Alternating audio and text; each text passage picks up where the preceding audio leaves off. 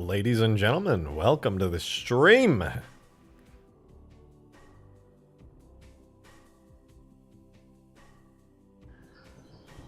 Welcome. Hello, it's me. I'm the guy who's making a big ol' Halo mod today. I know what you're here for. You're here for that good, and I provide the good. That's right, new Halo 3 content, big map, bigger vehicles, bigger booty. The Citadel looks great, thank you. I didn't make it, but I stole it and put it on the map. And there's even more to it today. So, look forward to that. I'm going to show you that in just a minute. It's pretty damn awesome. Green Knight! The Green Knight! Look at that wrench by his name. Add drivable Green Knight. I don't think I will, but thank you for becoming a 5-month member. I have a feeling you were gifted it, so thank you to the gifter who gifted that and for Green being here. Waterfalls and rivers? Not yet, but probably soon. I came up with an ingenious way of saving my textures so that when I sculpt in the waterfalls, I don't completely lose them. It's pretty awesome. What's that hiding in the tall grass? Where? I don't know what you're talking about. You must be seeing things. Couldn't tell you. Anyway, welcome. Let me get the music going.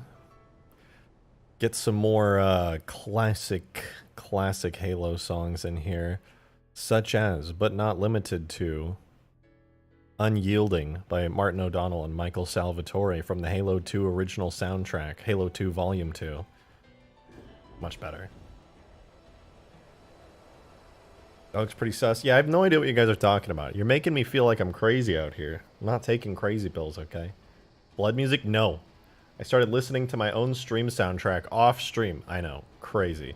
And then I was removing flood music from it because it's disgusting.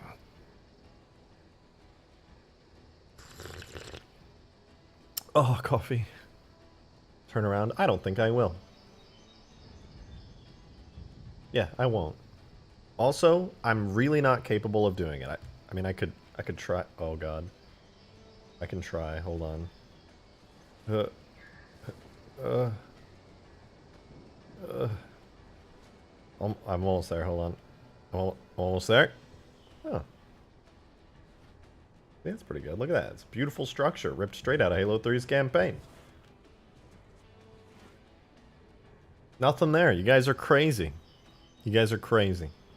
But I'm really excited. For those of you guys who follow me on Twitter, and if you've checked your Twitter recently, you've probably already seen something pretty cool that I've added to this map that I'm very excited about. Can't wait to play this map. It will be available in Forge, and it will have unlimited resources, along with all kinds of fun stuff. All the vehicles I've showcased on stream will be available in Forge mode, and some extra ones from Ultimate Forge will also be available. Hallway, yes, you know, Ray. You know. You clearly follow me on Twitter, or looked at it in supporter chat on Discord. Alright, before I go and show you, I just want to remind you guys really quickly, the current stream goal is to eventually get to Halo Reach. That's what the Road to Reach is for. Hello. We've gone a long way toward it already. Next up is a space battle mod. Eventually, whenever we hit it, using it's all hooked into the tip jar in the description, sadly. Super chats don't work with it, but yeah, it's hooked into the tip jar. Also, my camera is totally off. Okay, better. Anyway, back to the game. I want to show you guys this badass new stuff I added. It added the ambient sound effects yet? Yeah, you can hear them right now. There's birds chirping and stuff. The music's kind of overriding it, so it might be a little hard to hear, but the birds on this map, damn, they're loud, and there's like bugs and stuff hiding in the grass. I can hear them. They're everywhere. Did the community vehicle vote happen already? No, it didn't. But we are going... So the way the community vehicle vote is working is today, and for the next few streams, and we've already done them once, I'll be asking you guys in chat through a Google Docs or Google Forms link that Green creatively came up with. I'll be posting the link and pinning it, and throughout the entire stream you can submit your ideal vehicle. And then what I'm going to do is all of the non-joke answers are going to be put together in a straw poll, and then I will put that straw poll up as a big announcement and say, everybody vote on your favorite vehicle. And then after a fixed amount of time, the final, most highly voted vehicle on that list will be it. Will the map have the Albatross? Yeah, it will. Also, it sounds, you said you wanted to use the Albatross in game. You can use it if you download Ultimate Forge. It's on the workshop right now. If you just want to like mess around with it, that is. You can go download it. It's pretty fun. Structure behind is a giant McDonald's. Actually, it's a Waffle House, but close, close. All right, let me show you guys. Let's get a little bit of a close up here. The fuck is that? What the fuck is that? Anyway, that's not important. I'm sure whatever it is, it's really nothing that we need to concern ourselves with. It's a yeah, see, there's nothing there to begin with. I must have just seen something. Anyway, let's take a look. We're on a lovely little walk here. As you can see, the map itself is starting to look pretty good. Here in the mod tools, you know, the grass is not rendering with 100% perfect accuracy, but it's looking pretty decent. And the Citadel itself looks quite pretty. I think, oh yeah, I've already left the light bridge on. Let's just refresh the map. You know what? You know what? Let's get some classic music in here. I'm feeling classic music today. Ah, my phone's going off. Okay. Back. We're back. Let's check it out. So, here on Hugegrass, it looks lovely and wonderful and pretty using Halo 3's arc aesthetic. You can see that the mountains are a little bit dark because I'm using some low quality lighting. I'm not going to do some high quality lighting until much later on, but things are looking okay. We got some blurry tree shadows. You can see one of the hangars up there looking pretty nice. The other hangars are right over there. You can see the lights on the inside where the Longswords and the Pelicans are parked. But out here, we've made our way to the center neutral base, the Citadel. Hey, Lucifer. How long would it take to walk across the whole map? A long time. Don't mind the sideways grass. That's totally a final feature, I swear. Or, it's not. I'm going to delete that. But you get the point. Here's the neutral section of the map. Let's check out the changes I made.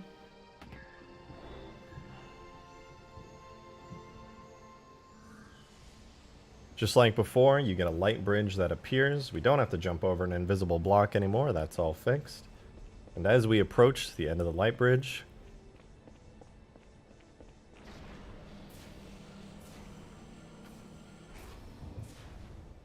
we may step inside. And there is an interior to the Citadel now. So I can place the flags and the assault bombs and whatever else in here. And this is a totally working interior section, which is pretty sweet.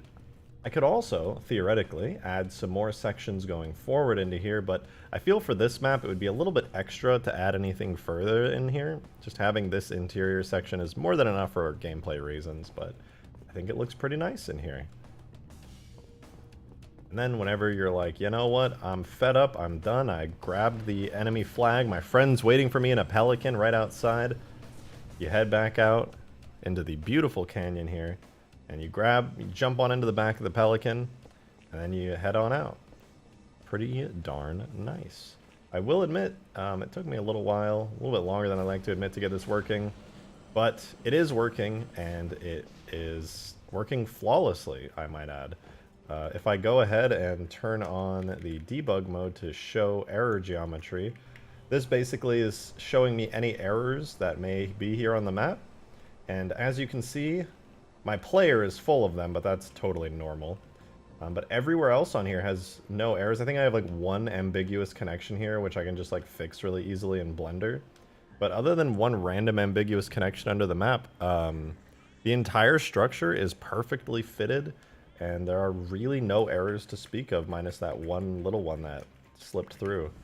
So this thing is very, very nice, working in-engine in a lovely way. And I will say, seeing this from a distance, seeing the cool interior right there is a really good sight. How about displaying live feeds from all over the map on the video screens? That is totally possible. These screens are set up to show different areas of the map. I could do it. It looks quite good though. I like it. I like it a lot. It's fun fact, by the way, this interior area here is actually a totally separate map. So I've described this on stream before, but for those of you who are not aware of how it works, each one of these hangars in here, this hangar here, that hangar over here, and the large outside areas, they're actually different maps. In the classic Halo Custom Edition, I'm not totally sure how it works in multiplayer, but I think you could only have one map loaded at a time. And while this is not the correct terminology technically, well, it's not correct terminology to say these are separate maps. That is more or less what they are. They're known as BSPs, and they're separated out and stitched together. So I actually have them in totally separate Blender files. Each hangar is its own thing in Blender. This map out here is its own thing in Blender. And now, with the addition of the Citadel, this room here, this hallway, is also a completely separate map that I've stitched into the structure here. Don't look at that. But yeah, it's a completely separate structure here, like a level quilt exactly. So you can't see it, but in Blender this is actually completely empty here, and then this map starts and is a completely separate thing. You can kind of see the seam right there. But I could technically make that seamless, but that's just how it is in game. So yeah, it's a fourth map now stitched into here. And the good thing about making this its own separate map is the lighting looks good in here. I'm on like really low quality lighting, and yet it looks really nice.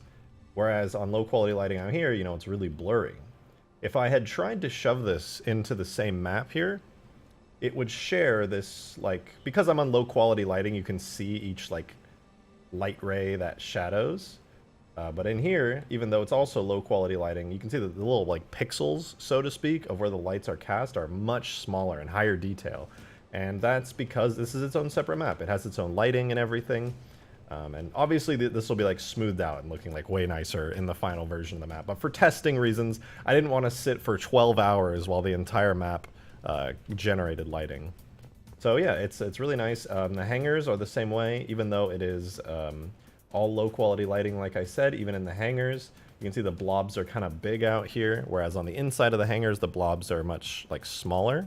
So it's a kind of an easy way to see that there's a huge benefit to separating these things out. So yeah, the map is quite complex right now. Like I said, it's 4 maps stitched together, but as far as I know, these should all render just fine online. I still need to do an online test soon, which I will be doing, but generally, things are looking pretty good. Now, there are some other really cool things I want to add, like over here in this, in this section here, I want to add like a beam tower, like one of the Halo the Halo 1 beam towers, shooting beams into the sky, one on each corner of the map, and then just kind of scattered around, maybe a crashed pelican here or there. Another thing I've done is I took these bases here. Nothing looks visually different on them, except for the fact that they are now perfectly rendered. Don't mind the fact that they're so dark. It's just they're dark because the lighting is low quality. On high quality lighting, it'll calculate more light bounces around, and it'll be much brighter in here. But for now, it's like pretty darn dark. But yeah, these structures here now are perfectly rendered out, these little bases. In a technical sense, what I did is I converted them from what is known as instance geometry, which means they're like these trees here. This tree, it's instance geometry. The game looks at this tree and it goes, honestly, it's important, but I might like crunch it down a little bit. It's technically not like a hard-coded part of the map. It's kind of like an add-on to the map. You know, it's not part of the core terrain. It's not a mountain, and these rocks too, they're just kind of add-ons. You know, they just kind of shove them into the map. They're instance geometry, and for a long time, so were these bases. But I decided to edit their models a little bit, mess around with them, and now the bases are hard-coded into the map, so to speak. Hard-coded is not the right word, but they're more important final features of the map on the same level as the rocky terrain and the grass ground itself. So these are now much more solid, much more finished, look really good. And I fixed the missing textures on them that I accidentally put. So now all the textures are perfectly rendered in here and everything's good and happy. And like I said, all these super dark shadows. Oh, did I fix the shooting collision on the second one? Yes. In fact, that was the reason I did this in the first place, is because that was the reason. When this used to be a piece of instance geometry, like I said, the map wasn't prioritizing it, and it was kind of crunching it down. And the crunching that the map compiler would do basically made it so there were random open holes on it. And when there's an open hole on a structure, you're not having a good time. When any time in the Halo engine, if you have an open hole on an object, the game's like, it's not even real. It's not even real. I don't even know how to start calculating bullets going through it because the object's not even solid. So yes, now that is fixed. So over here, in the dark side of the map, you can see, everything works perfectly. I can do whatever bullets bounce, I can throw C4 at it. Everything is looking good.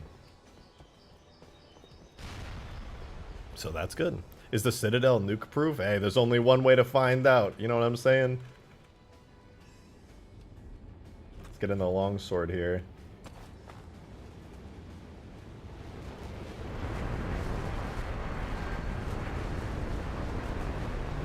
Alright, is the Citadel nuke-proof? Let's find out.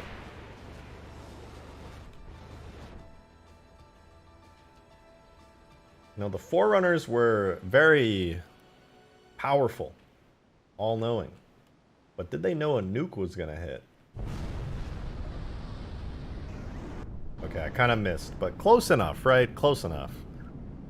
Maybe you could put a light in those bases in case the light from outside doesn't bounce enough. So the bases themselves do have a lot of light. It's just because I'm on low quality lighting that everything seems so dark. In these, they are dim. Don't get me wrong. If you go to my other streams when I have these fully light baked, they're a bit brighter. It's actually pretty dark in here right now because I did low quality lighting. The reason is, like I described earlier, I just did like a very low quality level of lighting and it still took like over an hour because this map is so big.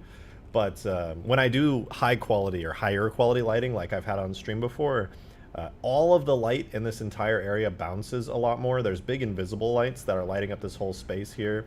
And when I do bake on higher quality lighting, it does get substantially brighter in here. So it will look a lot better in the final version.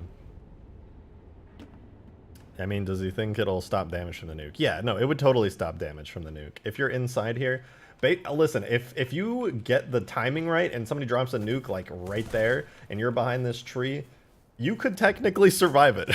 Like, I hate to say it. It's kind of weird that that's how it works, but in Halo, if you are like if you don't have line of sight with the center explosion, you could technically survive it. And I mean, that happens sometimes. There's nothing I can really do about it. It's just how the engine is. But like, if a nuke goes off like over here and I'm like down under this hill and I see the shockwave come flying over my head, I'm good. I'm chilling. Diva bomb be like, yeah, actually. It's literally like a giga diva bomb.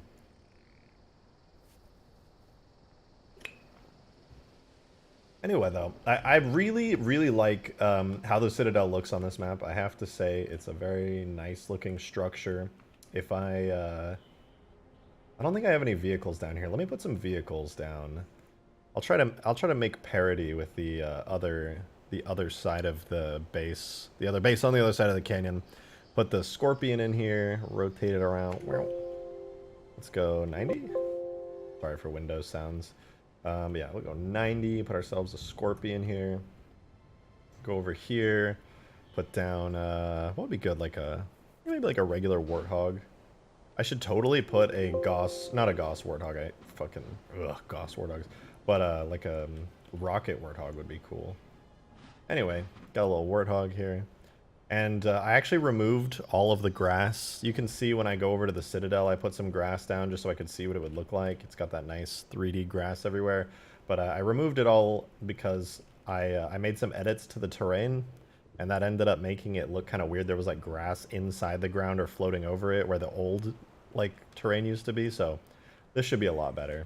But yeah, look at this. This is nice. Like, you have the lake in the middle, of course. You have the hangars on the other side, and now this giant Citadel Foreigner structure is here, which is really, really cool. Gauss Wraith when. I wish I did not hear that. That's so cursed. Alright, but let's try it out with a regular speed Warthog. Let's give a little drive around here. You know, it's not full detail. The shadows are a little low and there's no proper grass everywhere, but a regular speed Warthog just zooming around. Do you think you could extend the hallways in the back of the hangars? I could. I'm just not sure what the point would be. Gauss Scorpion? I think that's just a downgrade. But this is pretty cool. Like, everybody might be so focused on air units. Maybe you have Pelicans and Phantoms fighting overhead, and while that's happening, you're just down here doing what I'm doing. Like, oh shit, there's crazy stuff going on, but nobody's gonna notice the guy in the Warthog. He's just zooming around. You're like, oh, that's crazy. What? Oh, there's a giant, huge battle going on. Anyway, I'm gonna go grab the flag real quick. Dive across the bridge real quick. You're like, hey, yo, what's going on over there? That's crazy. Anyway, the flag's over here. Jump out. Somebody in their seat grabs the flag, and you're like, all right, bro, they're never gonna see us coming. Let's go. Let's go. Hit up the door. Come on, come on, go, go, go. Panic, panic. Everybody knows the flag is taken. One of the bridges off. Is the collision removed now? Not yet. So to get that to work, what I'm gonna do is I'm gonna rip out all the models and textures for the light bridge here. Because, like, I'll show you, even when you put this down, the bridge collision still technically exists.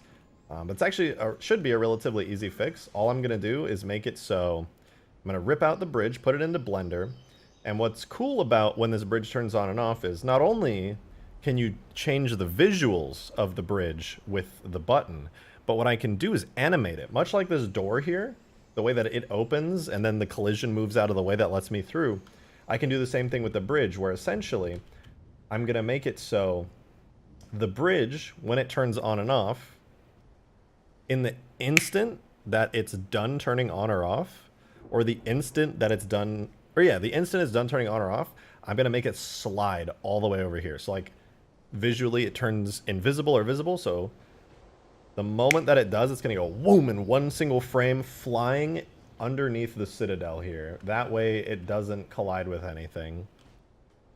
So that's how I'm gonna handle that. I think it should work pretty well, and it'll be nice to not be walking on like air. So that'll be nice. But yeah, I really like this so far. Also, I totally didn't realize this until earlier, but these things, there's little lights here. They're lighting up the ground. It's kind of neat. I think this one's actually covered in the ground. I might lower the ground slightly so that the light can project. But yeah, there's a little light right here. Pretty neat. Don't CE light bridges have on and off collision? I don't know. I think this one does too in campaign, but I'm pretty sure the only reason that that happens is because it spawns and despawns or something like that. Because obviously in campaign, you can just say, create light bridge, whereas here in multiplayer, the light bridge must stay on and must exist at all times. Because, you know, in campaign, you have all these cool scripts and cutscenes are playing, and then in multiplayer, it's just like, none of that works, so figure it out. And that's my way of figuring it out. Just make the bridge go really fast away. I was considering, like, I was like, okay, well, what if I just, like, took the bridge and every time it turns off, once it goes invisible, I just slide it into the ground, and then I was like, oh no, wait. Anybody who's underneath the bridge would instantly die as this giant invisible rectangle just goes whoom and like smashes into the ground super hard. So that idea's out. That idea is out. But sliding it inside here and then making it go down, like down a little bit and then inside, nobody will know. None the wiser. Although I do kind of feel bad. On the off chance that there is somebody inside here who's like camping underneath the bridge and they're just like, oh, I'm gonna get him, and all of a sudden an invisible rectangle hits them at like half the speed of light. Not gonna be a fun time. Oh, let me give you guys this though. Tell me this does not feel like Halo Infinite vibes. Okay, check this out. So I'm in here. Let's say we got a flag captured. I'm like, all right. Let me get a song for this. Hold on. Here's a good song. Right Here.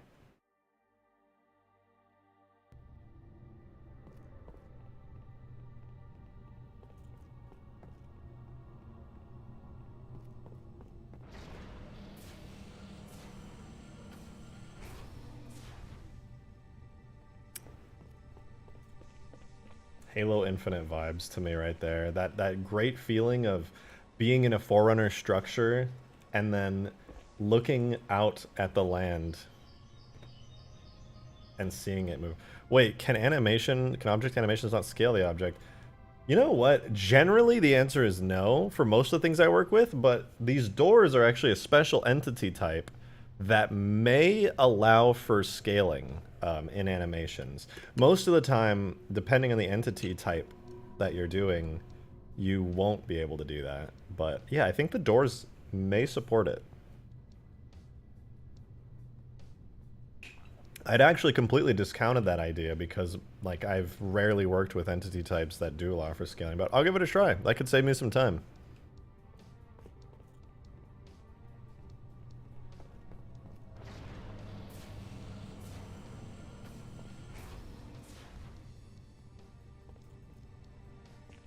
This is going to be so much fun. I'm just waiting for the moment that I finally, while I'm doing some gameplay tests, which I'm doing soon, by the way, while I'm doing gameplay tests, you like walk out here, somebody's got like a pelican lined up and they're like, go, go, go. And you're just like taking the pelican and you're just flying back to your hangar at full speed. You're like, go, go. Like you got fucking wombats on your ass chasing you down. You're just like, oh God. I will say this though. Here's an idea I've been tossing around for a little bit now. Something I really want to put on this map. Let me look it up. If nobody else has made one already, I'm gonna make one at some point, and it is... Here it is. This is an actual weapon that's never been implemented in Halo as far as I know. This is from Halo Wars 2, at least. This is the Stanchion Sniper Rifle. It is... just basically, it's an overpowered sniper rifle. It is super powerful. And I'm very tempted to make this into an actual weapon. Actual weapon? Yeah.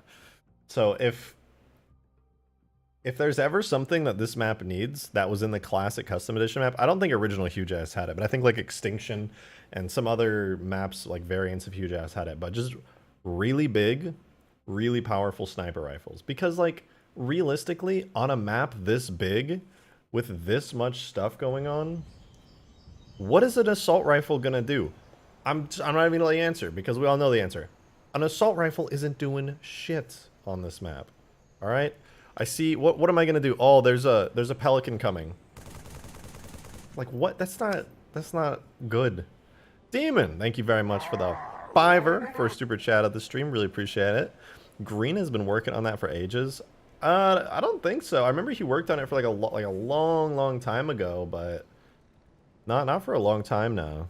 Assault rifle fire nukes. Yeah, that's what's gonna happen.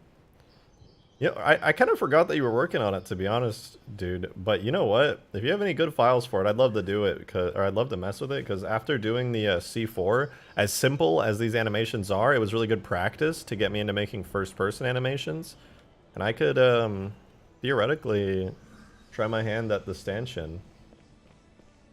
Gauss sniper rifle. I knew rejected like Gauss. I love Gauss when it's on a sniper rifle.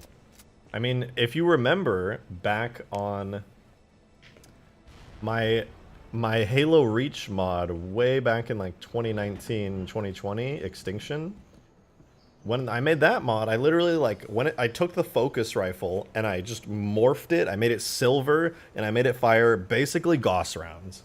And that was awesome. That was actually a good power weapon that was effective on this map, because the only power weapon that's actually effective against vehicles on this map is the Spartan laser, and it shreds. And honestly, the Spartan laser is a really great weapon on this map, but most other weapons are pretty useless, which is kind of sad. That grass is ugly. I'm fixing that. But yeah, I think having that would be great. Like the Spartan laser plus the stanchion would be sick. Will there be 2 Citadels in this mod? No. So the reason there's only one Citadel is because there's already blue base here. This is blue base. And then on the other side of the canyon, you have red base. And then both blue and red base also have their own ground bases associated with them. But the Citadel is the neutral base. It is equal distance from both sides of the canyon. And it is entirely a neutral base. Bro, the missile pod? The missile pod... yeah, okay, the missile pod's a good one too. I'll give you that. I'm considering placing down those campaign missile pod turrets as well. The ones that we never got in multiplayer, where you can fire infinite missile pods. What Covenant weapons could balance the UNSC ones? It's a good question, honestly. I couldn't tell you. Citadel with Sentinel AI protecting it. You know, that's actually totally possible. I could put some Sentinels around the Citadel. Could spice things up a little bit. I could have just a couple of them. Maybe even like a Guardian. Let me try putting a Guardian down here. I wonder if I could do respawning AI in multiplayer. Guardian would be fun to have around here, though. Let me give it a try. I'll put, what AI do I have on the map right now? Enforcer? I could put an Enforcer, too. I do, well, my Enforcer is actually not totally done. I kind of stopped after I finished its one needler weapon. But it still works. It still works great. Would you ever consider making the booster frame from Halo Legends, the package episode? I would definitely consider that. That is something I've actually thought about recently. RGB Gamer Guardian protecting the neutral base. He respawns after 5 minutes though, so no camping. You might be able to do respawnable AI hard-coded in the map, not possible through Forge. Yeah, no, that would definitely have to be done through the map scripts, which would be kind of annoying if you're trying to forge and like the Guardian spots you and it's just like, oh hell no. Well, let me try it. We'll do characters. Where are they? Characters. I'll add some characters in here. We've got Sentinel aggressors, of course. They're the usual ones you're used to. And then on top of the Sentinel aggressors, I will add a Sentinel Enforcer. Which, by the way, it's been so long since I did anything with the Sentinel Enforcer. I'm kind of scared to see like, I made that a long time ago. The quality of the model is probably, if I had to guess, literally just ripped out of Halo 2. I probably didn't touch it up at all. Just make the Captain gold. I was just thinking that. I was like, because the last time I thought about making a gold Captain Sentinel was like so long ago, and now I could do it in like 2 seconds. Okay, let's make a zone. Oh no, I have an AI zone. Huh, neat.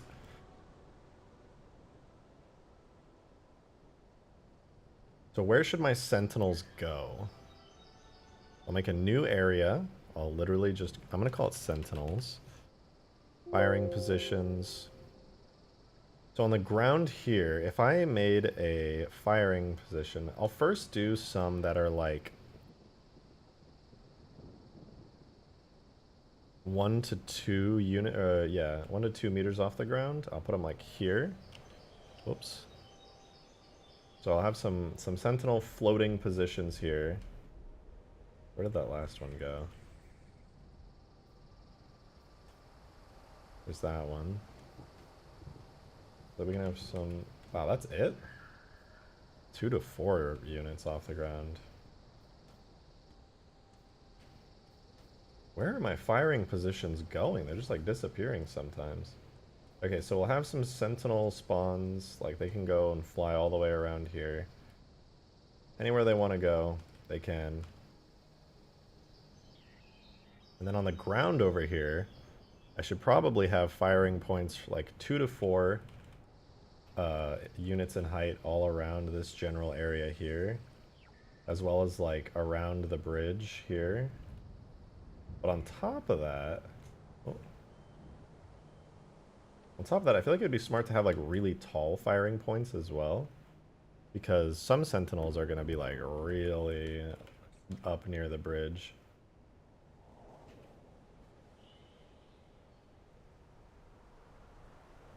And I want to put like some more slightly high up points, like up and around this structure here. I think the Sentinels should generally just guard this area. Like, they can't go here. Okay. I'll delete these broken points that are like throwing out errors. Actually, no, I think... Wait, what the fuck? Did all of these, they're just not using any areas? I guess the area got messed up. Okay, let's try that again. I gotta put some of these around here.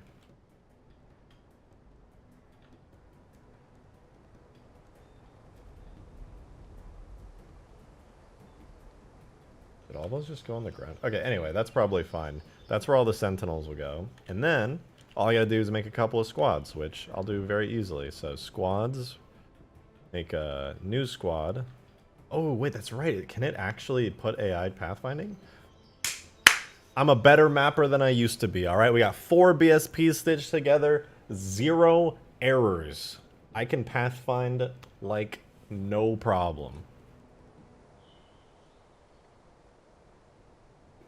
Objectives? I don't need to do objectives for these AI. Their purpose is so simple. Exist and kill stuff. So this will be Sentinel aggressors. Let's put aggressors. Yeah, they will... No, they won't be in... Well, I'll make them initially placed for testing, but... Anyway, so they are on Zone 0, also known... I'm going to rename this to Sentinels. The area is also known as Sentinels. Okay, so that's where they're going to be. Then we give them a fire team. So this fire team at first is going to have... We'll have 4 aggressors spawn in. And that should be all I have to do, actually. I'll give them starting points like... I'll have them start over here, beneath the structure, and let them kind of meander outwards after they spawn there. Oh, interesting. They can actually use the bridge's geometry. Yeah, whatever. Okay, I'll put down the Guardian and the Enforcer in a second to kind of see how they play. But let's see. If I save and refresh, we'll get some Sentinels appearing. Right off the bat, they'll start using those AI points that I placed down. I don't know why those are on the ground super low. I must have put points down there. But, yeah, they're just kind of floating around. Play Sentinel emitters? Oh, that would be better.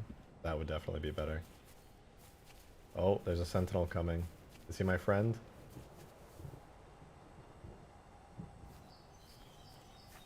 There's several Sentinels around here. Oh, they're not my friends.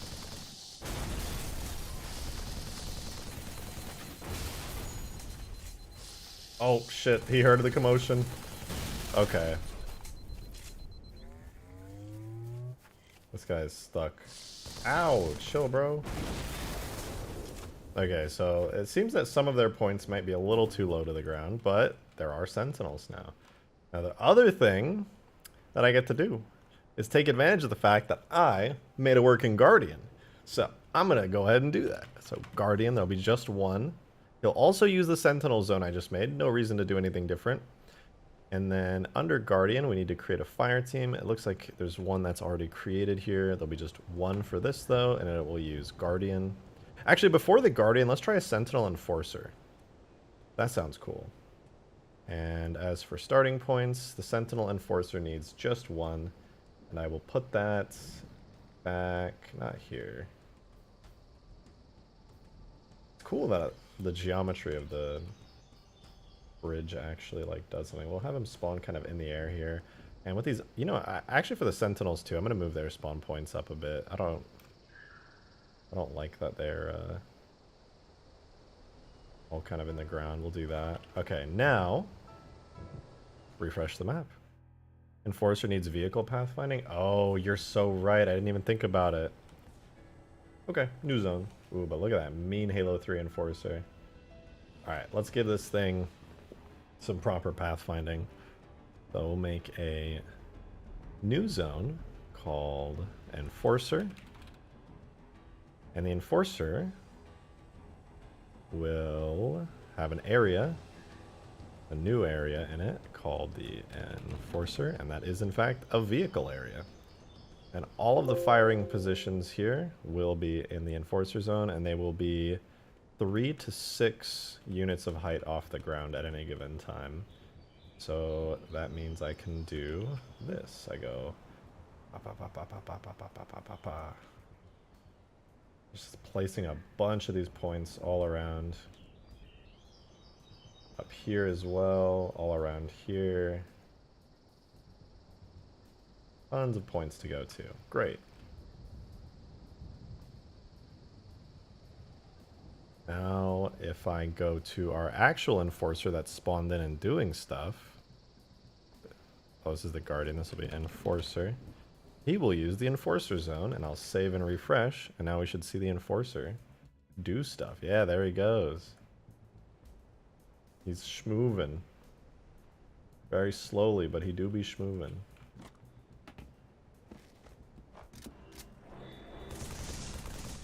Oh no, he's mad. Look how fast he goes when he's mad. Ooh. Hey, chill, bro. I don't care about you. Ow, ow, ow! They're everywhere. I'm in pain. Sucks for them that I have infinite lives. Oh my god, that was scary.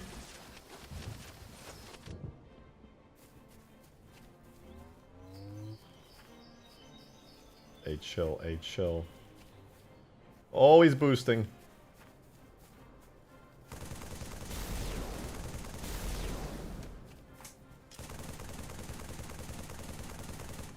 Hey, take this. Eat it.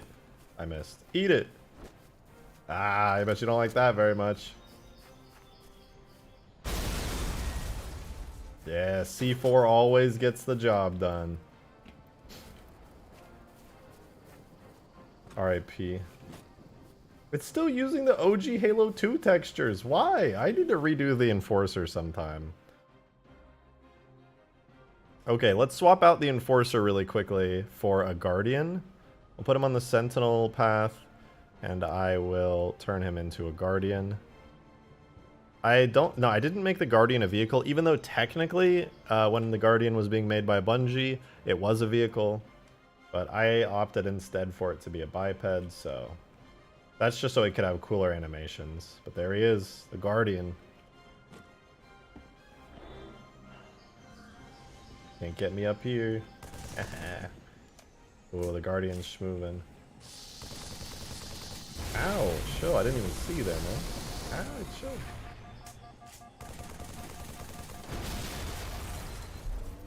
Oh, fuck. Ah, it's so accurate! Why did I increase his accuracy? Fuck!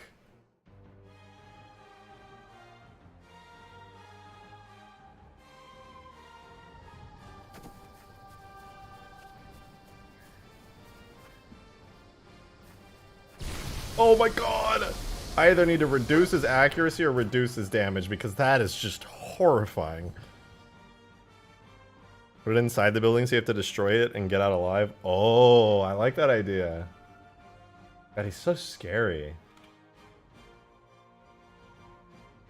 Stick him in the eye with the C4. Ooh, not a bad idea. Hey, buddy. Look at me. Ah! Fuck!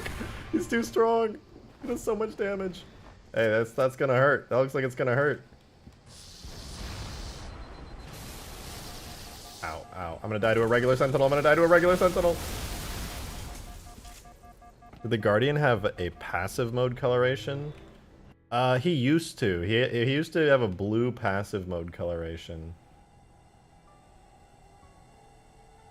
Bro, why did you just fly into the wall? I don't know. I think adding a Guardian or an Enforcer might be a bit much. I think just having passive Sentinels around kind of adds an interesting flair to the entire area. But doing like a Guardian around here might be a little bit too much. Maybe if like... I don't know. Make him just as accurate but with a lag. That's what he used to be. I just have him so he keeps up like really heavily with your position. Now he's basically impossible to kill unless you have cover, and if you don't have cover, you're dead instantly.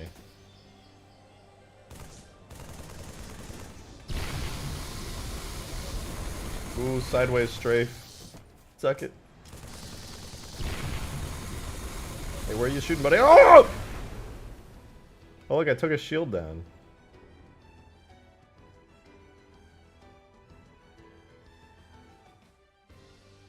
I had a cool... I don't think I showed it on stream, but I added a cool shield pop animation, which is really, really big. There you go, you can see it's a really big shield pop. Ow, chill, bro. Oh god. Ooh! Relax, man, relax. I'll just be inside, okay? Ooh!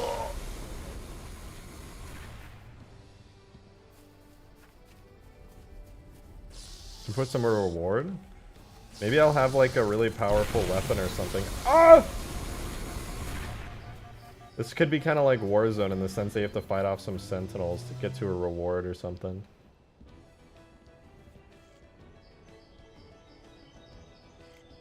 Do be schmoovin'.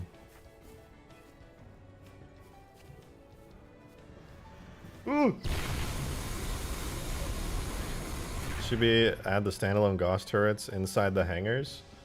That's a good idea. It'd be a great way to defend from people trying to invade your hangar, which is like the most annoying thing.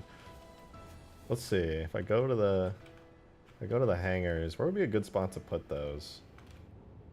There's no really easy way to get up here to this area, so put them like here, I suppose. And like down here, somebody tries to fuck with you, you're just like to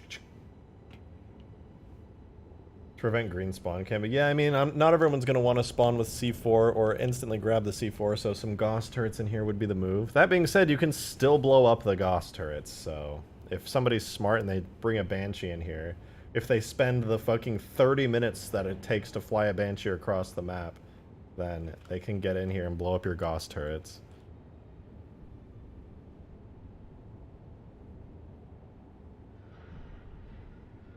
Is this not a beautiful sight, though? You come into the hangar, and you just see all your drop ships and longswords and stuff all over the place. Ah, it's just brings a tear to my eye.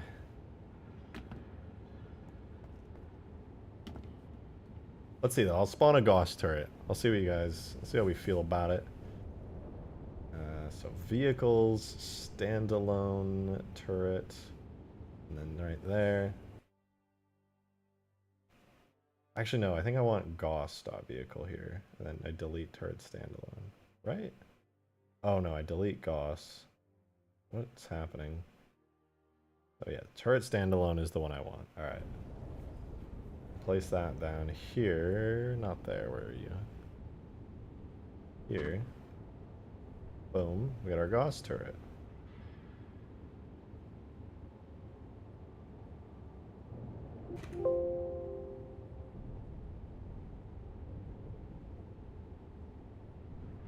Boom. You could have it right there, maybe. I gotta do it on the other side too, so somebody tries like camping, you're like, oh no, no, no. Jump in. But then I guess also it's primed to just mess with people.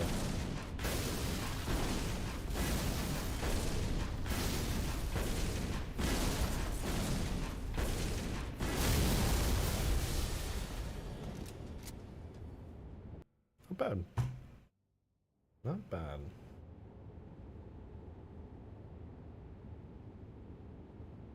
If the turrets are too far, then you're not gonna kill campers. I say the edges of the longsword platform. Yeah, that's a good point. Positioning is going to be a key thing with these.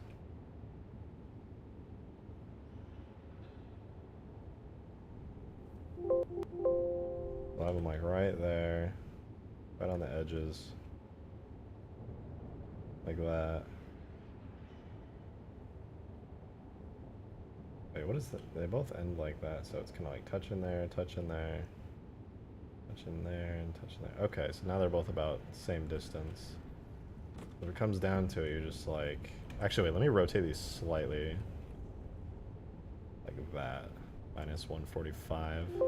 And then the other one, rotate it slightly more like that, which is what? Minus 135? Yeah, minus 135. This one's rotated too much, right? Where did I rotate it to?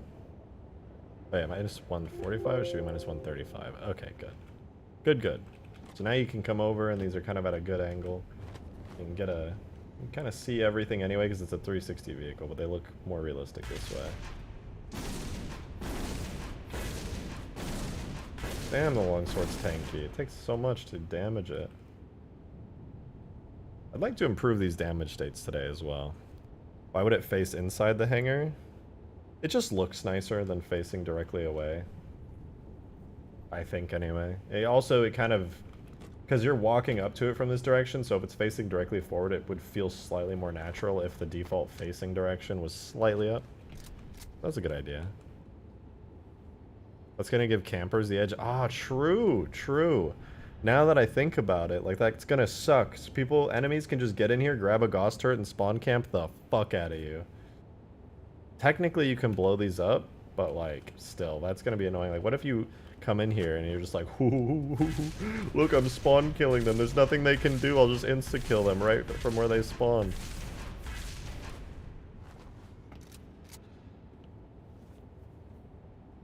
Yeah, it's like any defense measure like that I put against spawn campers also becomes a weapon for the spawn campers. What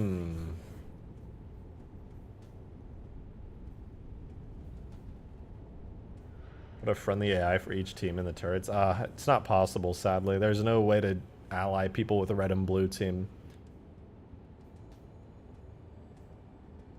You can only ally people... You can ally AI in Halo 3 with, like, any team except red and blue. I tested every single team that you can possibly ally with, and red and blue, for whatever reason, just don't have allies. It's weird.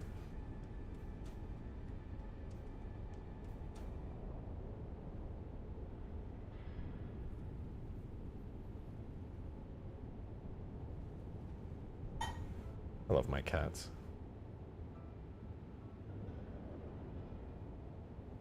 You put an Albatross in the hangar? Nah, I'm not gonna put an Albatross on this map.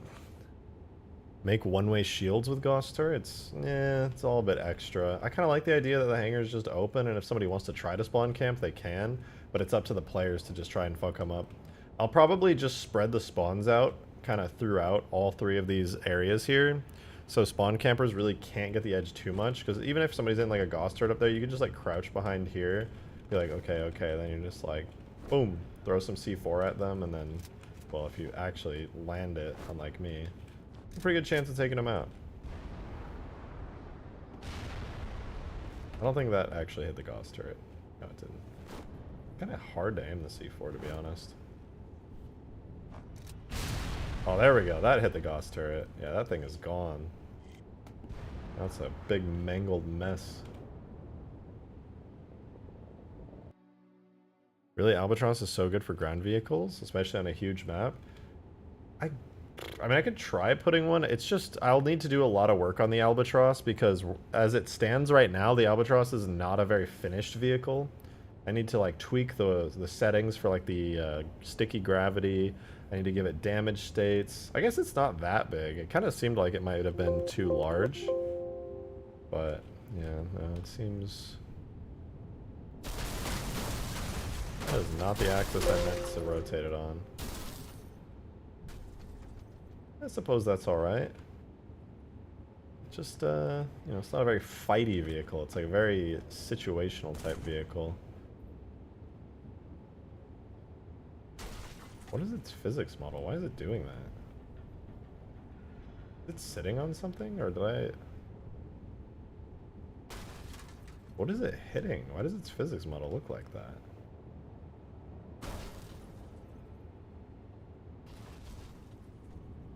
I'm so confused. This is such an old vehicle. I have to redo so much. Albatross is just a moving target to snipe. I mean, it's a great way to move ground troops around, but... I don't know. I just don't really feel like it has a place on this map. This map is very, like... Let me look through my vehicle list. Let's see if there's anything on the vehicle list that would be really good on this map. Actually, I can think of one. The Sparrowhawk would be fantastic on this map. It's just a better, faster Hornet. Albatross will make ground combat far more viable. I mean, I agree. I think for ground combat, I'm just going to have to choose very specific vehicles to include, like Gauss Warthog, Scorpion, that kind of thing. I feel like the Albatross would be useful if it was placed in the ground base. Oh, now you're talking, actually. Because you know, down at the ground base, if you've been watching, you know that I have pelicans. At least I have one over there. But if I put an albatross here,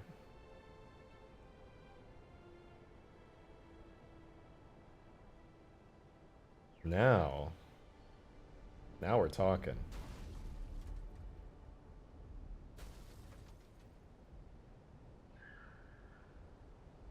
Now you've got the ability to load up a bunch of stuff. So you could be like, okay, grab the Scorpion, load it up into the Albatross.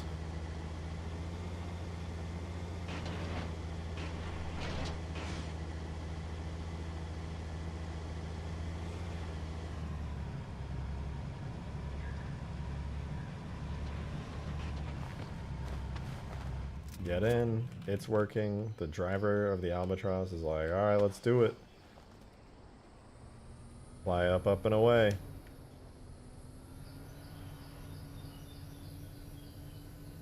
Let's say we're going for the neutral objective. You just fly this thing straight over there. The Albatross needs custom sounds? Yeah, it does. Thankfully, it's so, like, slow, there's no real worry. Oh, I can boost with it. Never mind.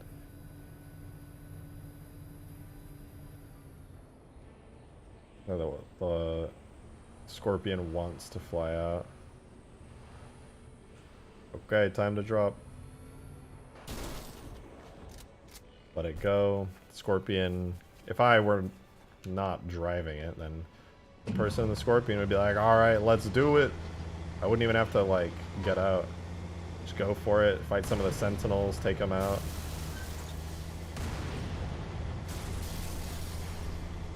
Can I even drive the Scorpion through here? Oh, it looks like I can. I don't think I can drive it all the way through, though, because the button is in the way. Let's see, though. Maybe I can drive over the button.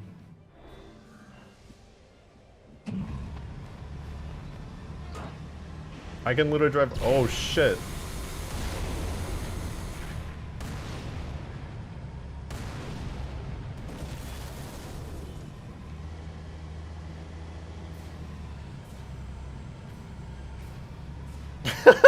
Hey, yo, where's the flag at? Where's the flag? Easy. Tank beats everything it does. Yeah, Albatross actually maybe is a really sick vehicle for this.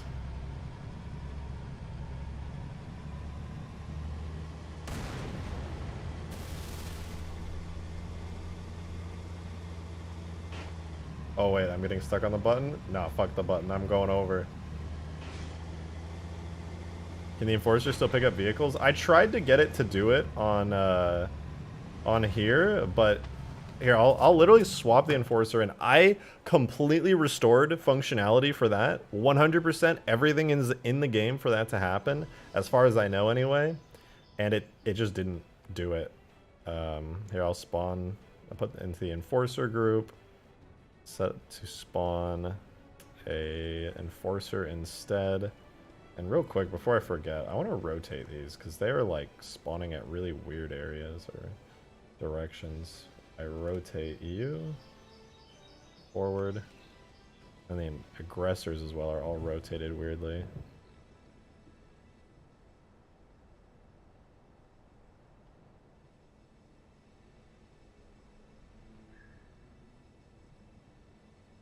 Then you. But yeah, I'll see. I'll literally like get in a ghost or a warthog, because I know that the Enforcer tries to pick you up and you get like a little impulse of being picked up, and then it's just like nothing happened. Oops. Alright, so let me refresh. The Enforcer should spawn now. I'll put down like a warthog. No, oh my god, that's not a warthog. Yeah, I'll put this down. No, you know, I'll make it easy. I'll put a ghost.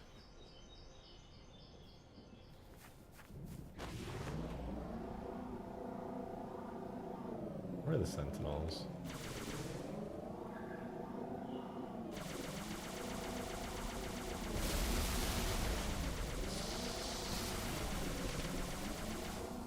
Alright, let's see. Will he pick me up?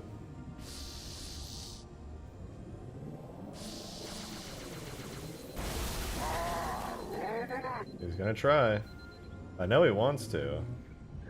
Watch his little arms. He's coming for it. Oh!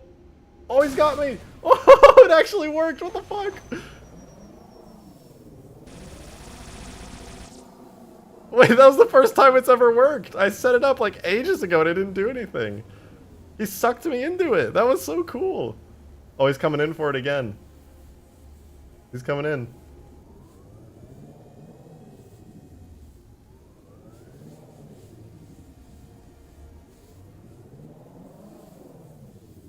Wait, that's so cool. I should add that to the Guardian. Oh. Oh, he sucked me up and slapped me, dude. That's sick.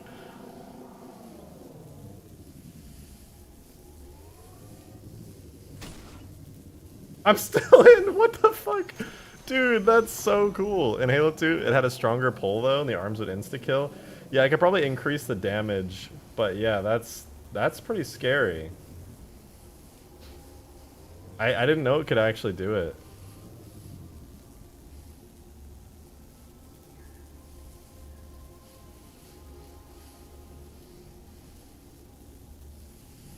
What are you doing, buddy? What are you doing? You coming in? Oh, he's oh, he boosted over to me and did it. Holy shit. Could he pick up the Scorpion? Yeah, I don't think so. Yeah, they're definitely more interesting to fight than the Guardians on this map. Yeah, no, I agree. I agree. We could try with the Scorpion. I doubt he can pick me up. As far as I know, he couldn't even pick up a Warthog, which is probably the reason that I thought this didn't work, was because I was trying with the Warthog for so long. And I think like the physics values between Halo 2 and 3 might have changed, or maybe I set it up wrong, I'm not sure.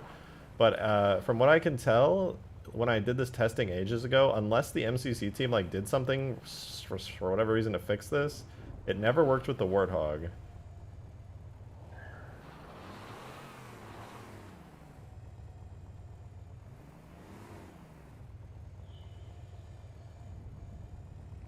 Turns so slowly. I should increase that turning speed. Oh, he's coming for it. He's doing it. Oh yeah, literally, it's just too weak. I'm gonna fix that right now. That's so cool. That is so cool. Okay, object characters, Sentinel Enforcer, and then, so first, let's let him turn a little bit faster. That's just pretty sad. Where's he at? No, that's the biped. I'm looking for the vehicle. There it is. I never even knew it could pick up the Warthog. I know. When I was recreating the vehicle, I realized it had that, and it blew my mind because I had just blasted through that section of like Halo 2 where all the enforcers are, and had never even had the opportunity to like mess with it. But yeah, it's had that ability.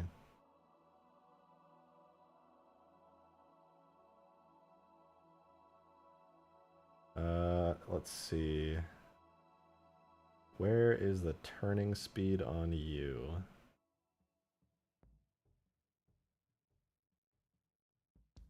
This was originally added for the Sentinel Enforcer, but I could see other uses. Okay, so it's using the Halo 2 values, so...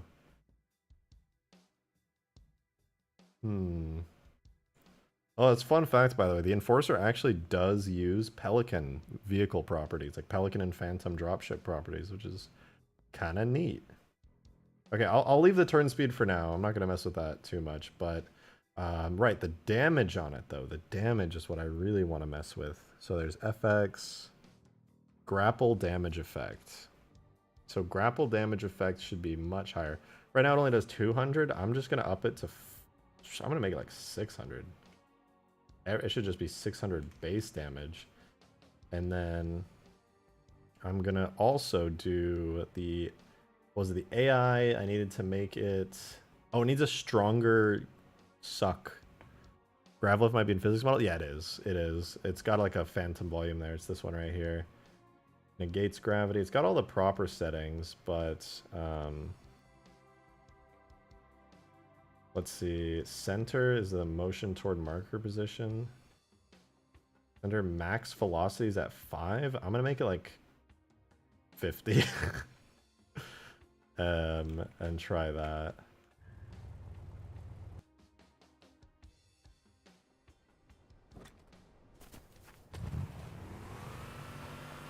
Rip my donut. Oh, I'm sorry. Demon, thank you very much for that, too. I appreciate it. Sorry, I got so selected to know what I was doing. That just makes me want the tread seats back. Oh, yeah, when I was going through in the Scorpion, I was thinking the same thing, actually. It'd be so good with tread seats.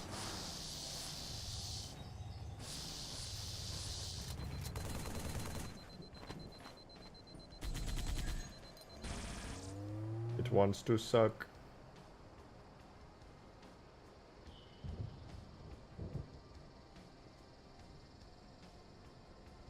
Come on, man.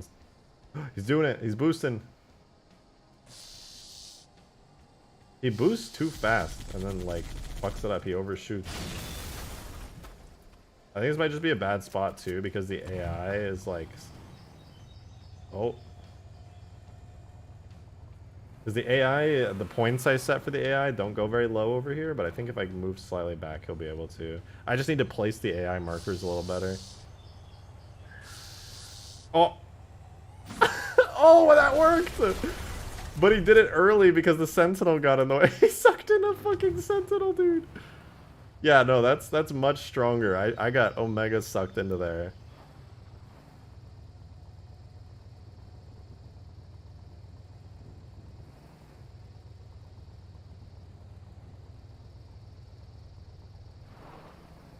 Yeah, that was very effective. You could probably suck up a Scorpion with that amount of force.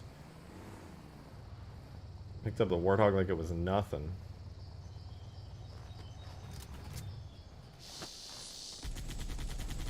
What's up, bro? Are you gonna do it, or are you just gonna sit there? Give me the suck. Oh my god, chill.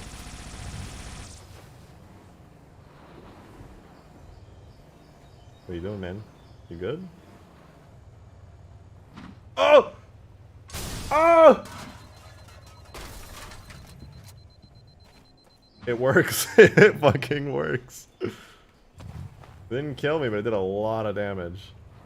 I think it's because it's the damage type. It's doing, like, probably enough damage to kill the Warthog in one hit, but I think I have it set to a certain damage type that does not just insta-drop me. It would be a really rare occurrence for this to actually happen in-game. Because he doesn't seem inclined to go aggressively for you.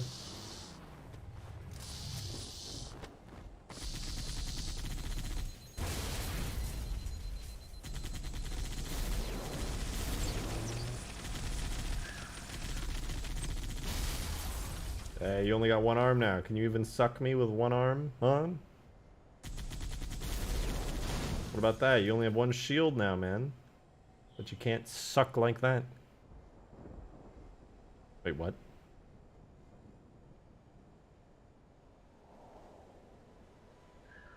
Alright, I don't even know if he's gonna try now, because I shot off his arm. Also, I might need to be in the driver's seat for this. Oh, right as I got out, he was going for it. I saw him boost over. I know he's gonna try it because the little lights turn on the side and he boosts to me. They can still suck with one arm? There's only one way to find out.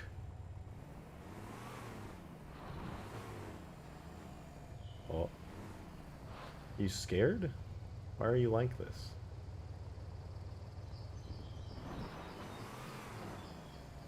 I'm literally under you. I'm literally. The blue lights him at the shield. Oh wait, you're right. Fight me. Or are you sad?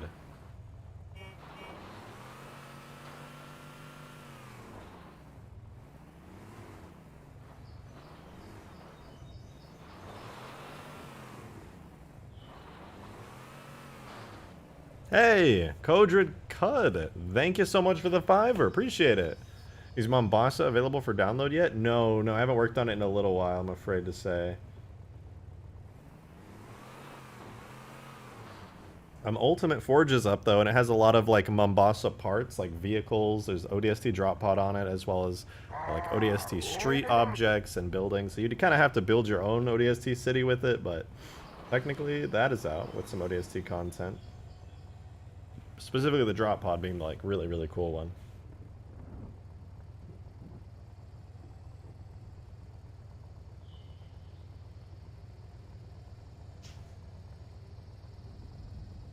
Yeah, you know, I don't think he wants to fight me that bad. I think once I shot off one of his arms, he was just kind of like, I'm chilling, actually. Okay, the real question is, though, if I actually fight him in a ghost, right? Like, I don't know why the fuck he would be on a ghost on this map, but just for testing reasons. If I get into a ghost, and I just start going crazy, where's some Sentinels at? Take down some of these little guys first. Okay, the Enforcer's coming at me. I'll take down some of those shields. He's really weak right now because in the mod tools, the health is set pretty low by default. I think it's on like easy, or like even easier than easy, so I don't want to go too crazy.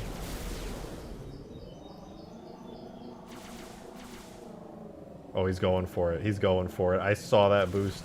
Why are you going over me, man? Oh yeah, no shield emitter. That's rough. You got no shield emitter. What are you gonna do now, huh?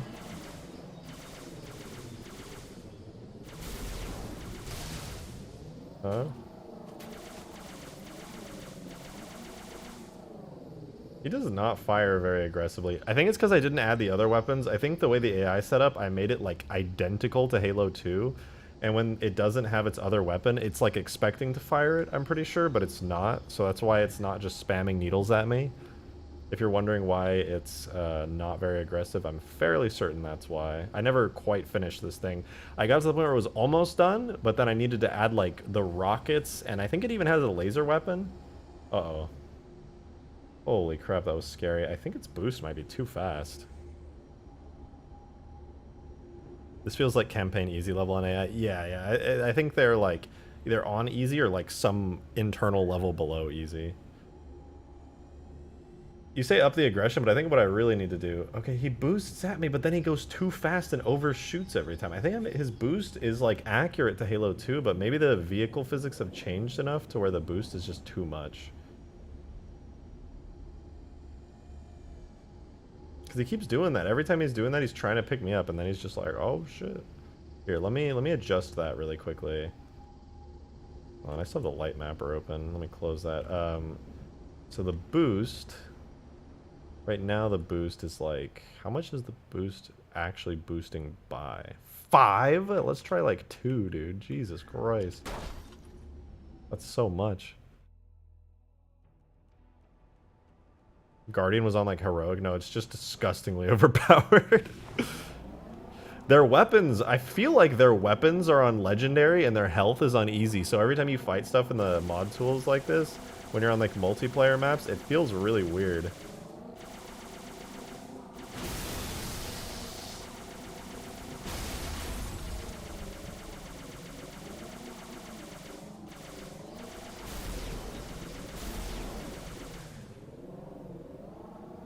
Come on, bro. Fight me. Do it. I know you want to. I know you've got the boost. I reduced your boost. You can do it now.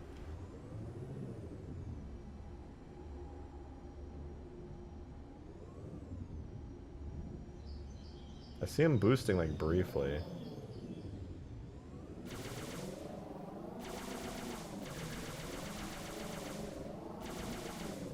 I think I might have removed the boost too much. Ow.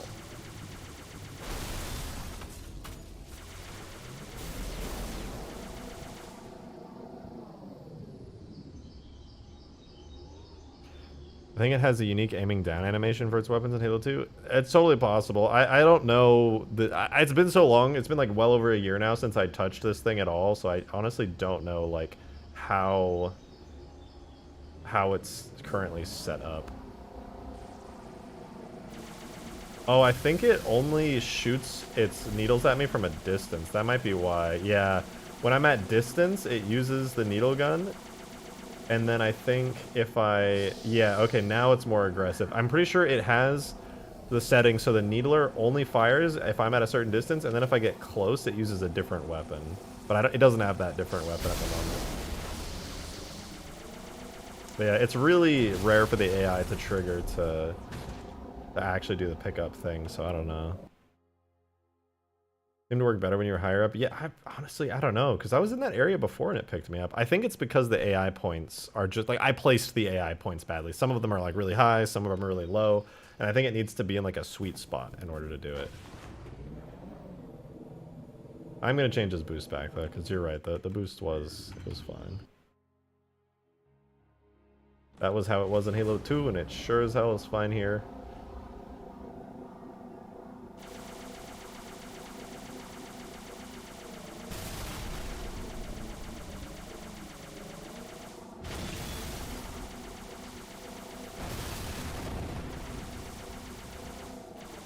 Pick me up, pussy! You won't. Oh, he tried! I was too low though, he actually did it there.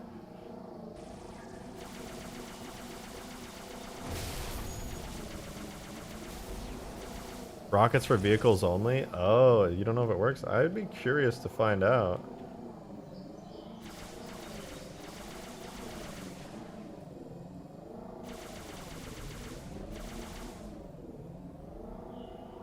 I'll have to make it so there's a more consistent height for all of the Sentinels on these ground areas. Making it like a random variation seems to kind of be messing with them.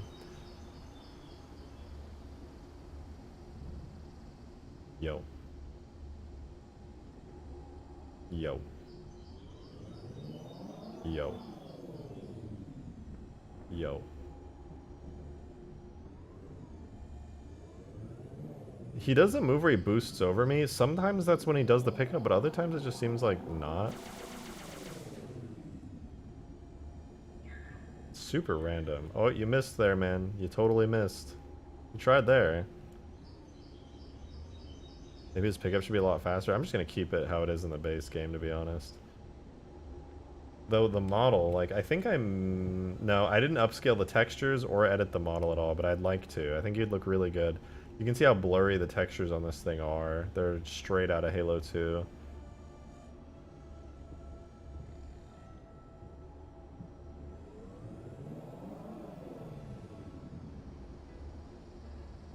Alright, here's what I'm gonna do.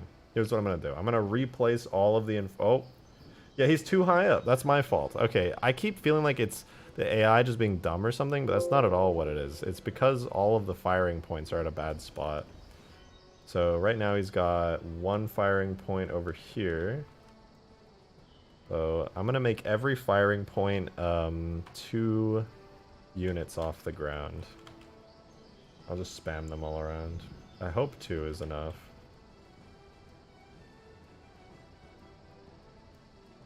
Yeah, he's like so high up there because his AI, because I forced him to be so high up there, but yeah.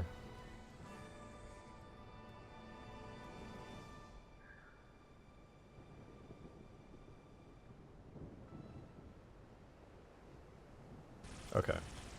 Let's try that again. But this time he actually has good stuff. Bella, thank you so much for the 2. Did you get the coffee and bagel bites? I did. They were delicious, in fact. I just had the coffee. Fuck, I mean... I mean, frick! Gosh darn it!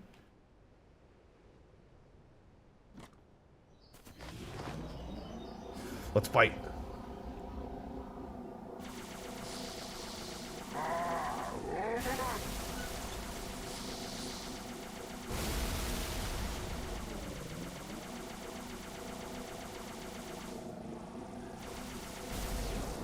Look, he's so close to the ground now. Maybe too close, I'm not really sure. Okay, okay, I see you. Oh! Oh god. Yeah, he might be a little too close to the ground now. I think maybe 3 units above the ground is the move. So much more aggressive all of a sudden.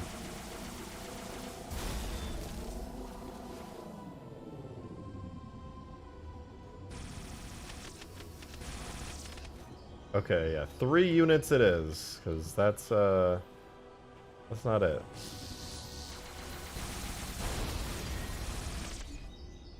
Are you gonna do it? Are you gonna do it? Do it! I don't even know if he can do it from that distance. You're an hour in, you can swear if you want. That's true. That's true.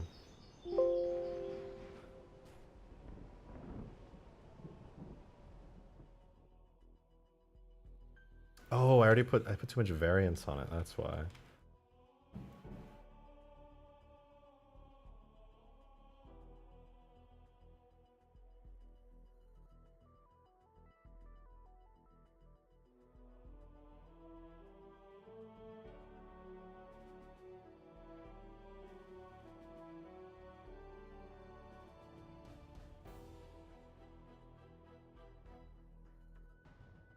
Okay, let's try that now.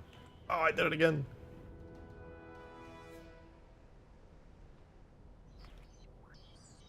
My ghost. Okay, he's already using the new path, so that's good. See, this is the perfect height for him. 3 units up. He's functioning flawlessly here. I bet he'll even try to pick me up at this height. Give me the suck.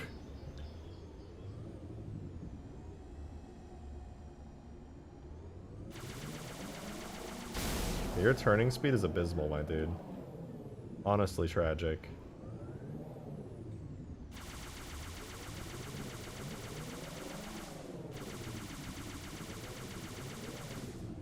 He's using up his needles more up close? Yeah, and then all of a sudden he just stops doing it. Like, what? What's happening? What are you thinking about? What are you thinking? Explain.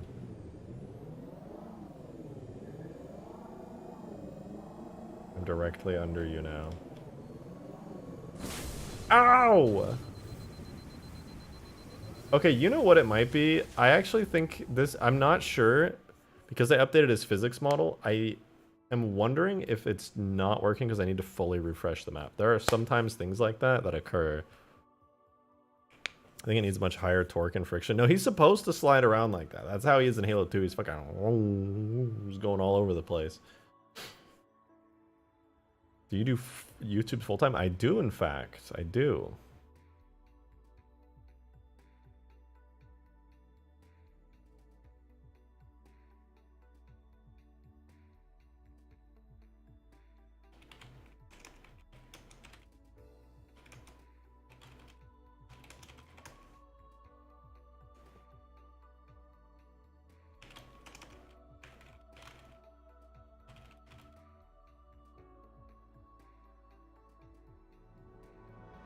Alright.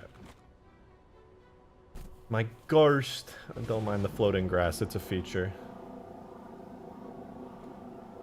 It shot needles against infantry and rockets against vehicles or large groups. Ah.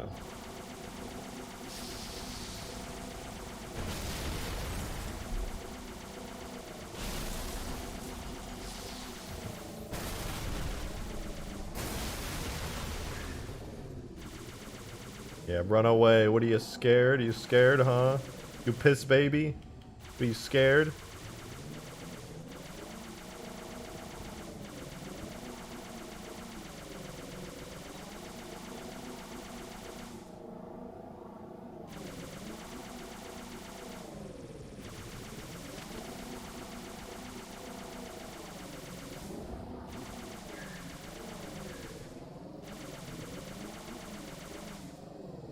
See, it didn't pick me up. Why? It was picking me up so good earlier.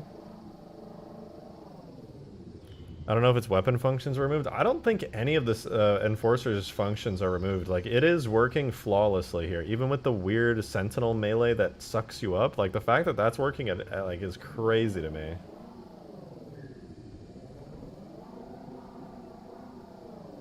I don't think Bungie removed any of these functions at any point or broke them.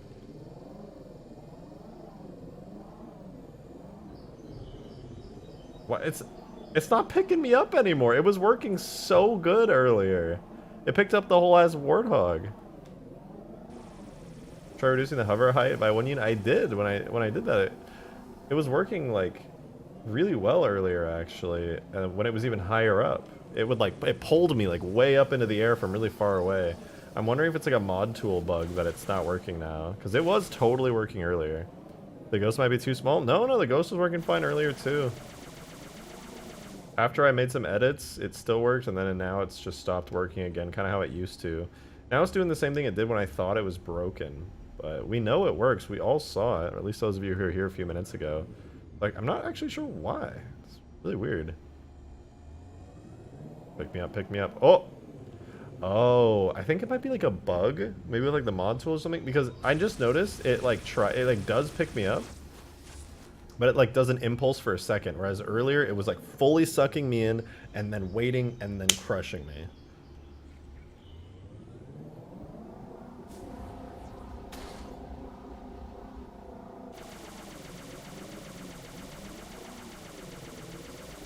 But yeah, I do want to have a Sentinel Enforcer here. I think it's really cool. And I mean, it's basically done. I'll just give it the rocket weapon and call it a day.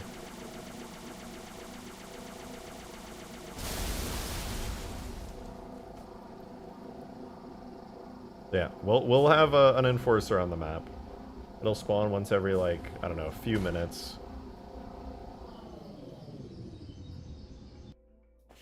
Yes, maybe expand the suck box. It seemed to work perfectly before, but I don't know. Oh, the Sentinels triggered the triggered the door.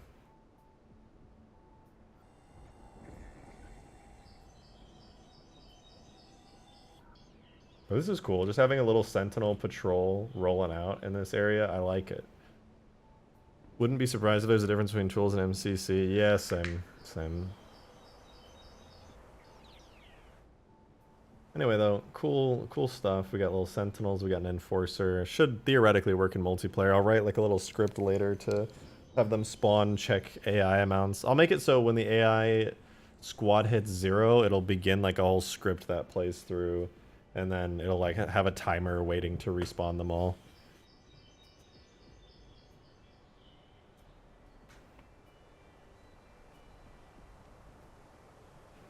I've discovered a load of differences. I mean, there's differences between the mod tools versus the tag test versus, like, Sapien versus tag test versus in-game. There's, like, tons of differences between all three.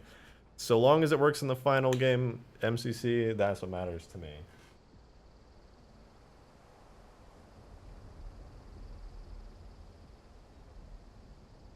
Did you consider adding the Guardian Sentinel for this? Yeah, I had it spawned in earlier. In the current iteration, honestly, the Guardian needs some work. It's just really overpowered. It's and the I really feel like the Enforcer is a cooler enemy in general. The Guardian's cool, but I need to do a lot more work to it to make it better.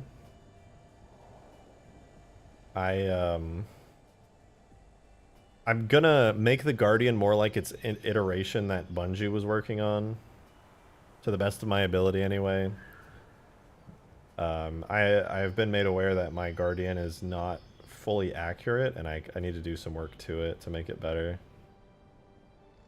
Plus, I want to make it so you can rip out the Guardian's eye. And also the Enforcer is even bigger than the Guardian is, and it's wide. Look at that wide load. Can you add CE and 2 weapons and characters into Ultimate Forge? Technically, yes, but I probably won't. It's just a lot of work, and I'm not really interested in doing it. That said, as far as adding characters into this from Halo 2, I think I might upgrade the Sentinel Enforcer's texture and models, because I made this Enforcer here in Halo 3 way back, and I just straight up ported the textures. So like I said earlier, they're still blurry. The model is still low poly. Although the fact that the model's low poly is not a big deal because it is a Sentinel, and Sentinels are kind of blocky. So I might keep the model at its current, like, level. Well, maybe. I could probably make it higher poly, but also... I don't know. I'll at least upscale the textures. I'll probably do that off-stream because it's boring to watch me AI upscale textures. But yeah, I'll upgrade the textures on this thing, and then it'll make it look a lot nicer, I think. Because right now, I mean, even from a distance, this looks pretty great in Halo 3. I surprised it. And then for the sake of this working on this map, I'll up its health a bit, because right now, the AI's health is pretty bad. And in multiplayer, there's no normal heroic legendary in multiplayer, so I think it defaults to easy health, so I'll just up its base health a lot so it works better. Its weapons already do a ton of damage, so that's fine. But yeah, look at that. I can kill it with an assault rifle in like no time at all. That's terrible.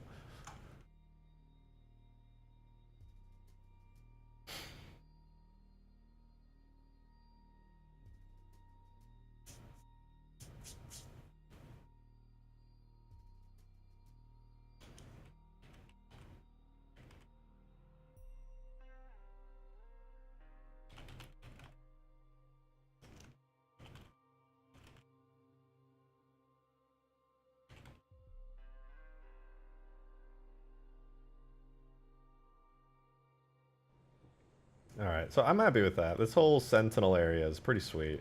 I like it. I like it. I like it. Does the Enforcer not have its launchers? Yeah, it doesn't. I need to add them, though. It's mostly done just at its launchers, and I think technically there is a third weapon on the Enforcer that's like a big Sentinel laser that was cut. But if you... God, I think General Heat has a video on this. You know what? Let's watch General Heat's video really quick, because I'm curious. He has a cool video about it. There's like a secret third weapon on the Enforcer. I noticed it. Let's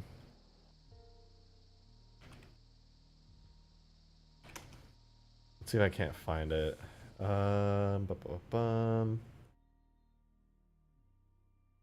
Maybe it's on Halo Wikipedia. It's the Sentinel Enforcer beam.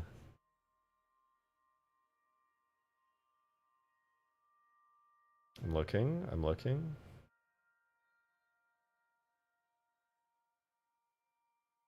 Sentinel Enforcer, shard cannons, which appear similar to needles.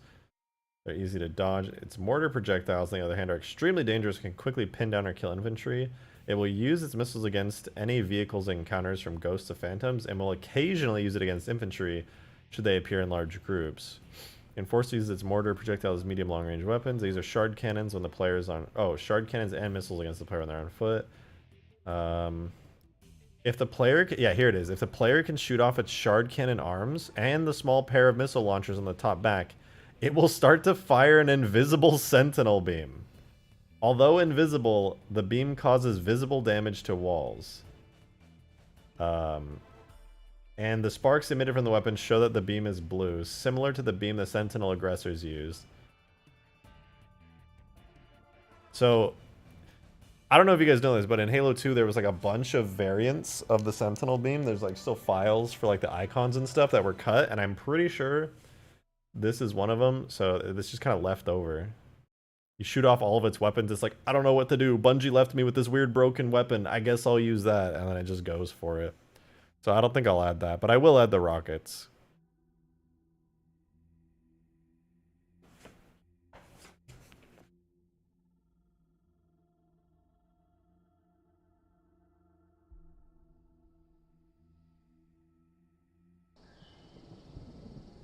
Blue is technically the hottest plasma and flame. That is true. That is true. Ooh, you know what I want to try all of a sudden? This.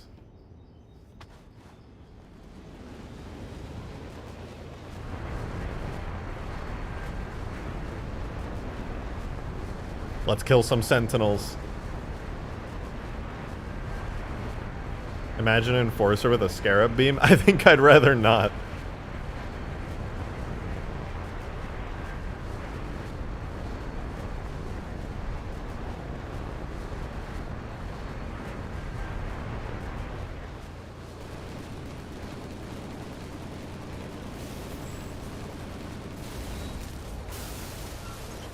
They don't stand a chance.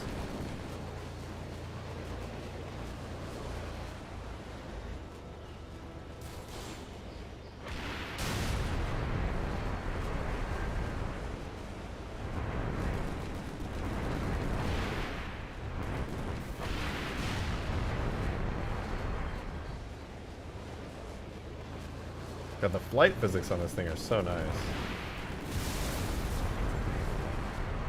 This thing at any point in time does feel a lot like a jet. I don't think I talked about this on stream, but I showed this off in the video I made recently on this, but I made it recently where if you hold back completely on this, you can turn the engines off and it just drops to the ground.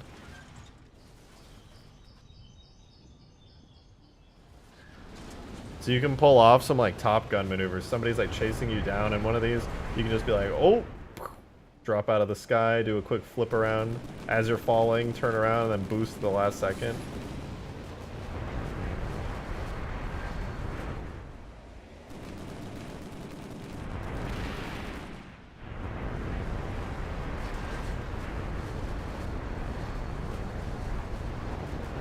Read what Omega said about the Wombat's guns in support chat. I did. I did, I responded.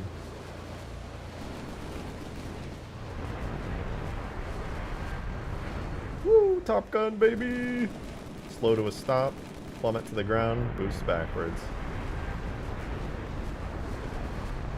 That thing looks low-key useless in comparison to the CE jet. What do you mean? The CE jet was ridiculous. It had no place in that sandbox. They literally just added it for fun.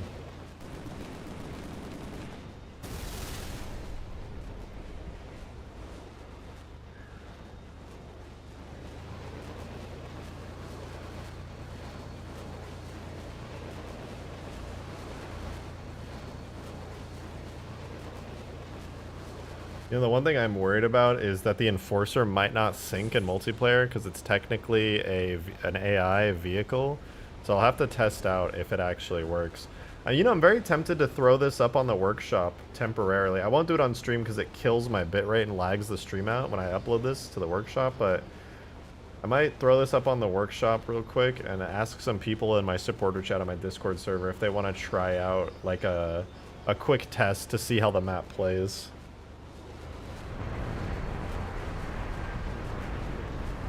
Can you splatter Sentinels with the Wombat? I don't know, probably.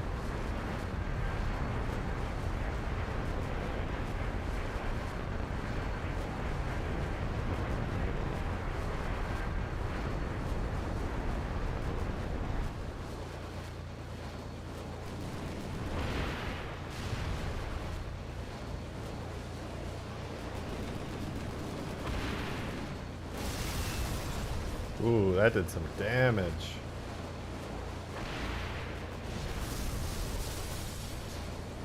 Coming back around. Ooh, that's a tree.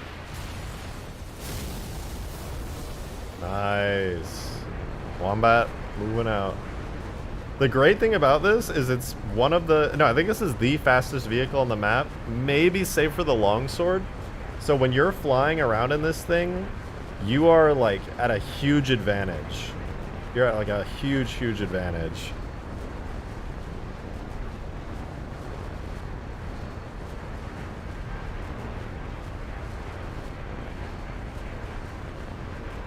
Those guns look weak. It needs some custom effects. Yeah, it's literally just Hornet weapons. I think the only changes I made to it was making the missiles faster.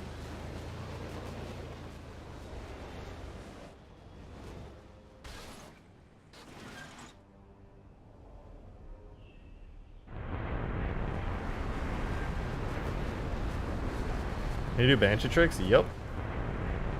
I found a way to disable the up Banshee trick, so I'm doing the up Banshee trick right now, and it's not doing anything.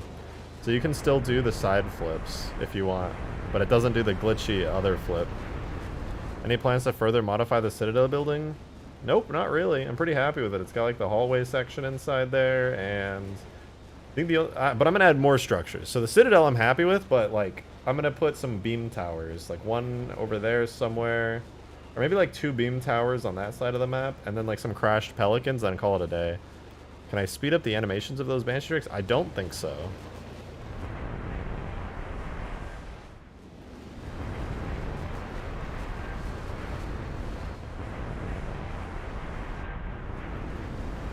Also kind of tempted to remove them just because they're so slow. Yes, you can speed it up. No. There's a time, like a duration on them. I think if I can try editing the duration, but from what I could tell, it doesn't increase the speed. It just changes how long it tries to do them for. Because I was messing with this a little bit ago. Where is it? Drone Alpha. Where are you? There you are. So there's a... Where's my music? Why is it so quiet?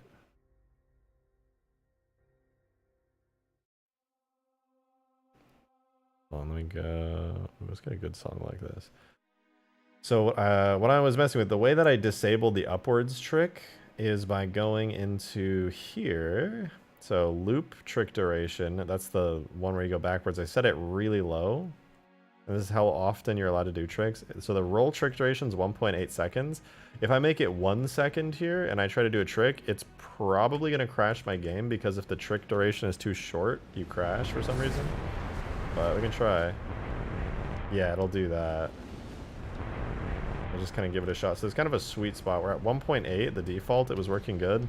If I try 1.5, theoretically, it'll be faster, maybe. Oh yeah, it's a little bit faster. It does increase it, but also it kind of gives up after a certain point. I wonder if 1.25 will work. Animation frame length? No. In Halo 3, it doesn't use animations. It's literally just like adjusting the flight physics, like forcing it. In Halo Reach, though, it does use animations, which is way better. But yeah, 1.25 is too short. I'll try 1.35. Okay, that's also too short. 1.45? We're really closing in on the limit here. Hey, that works.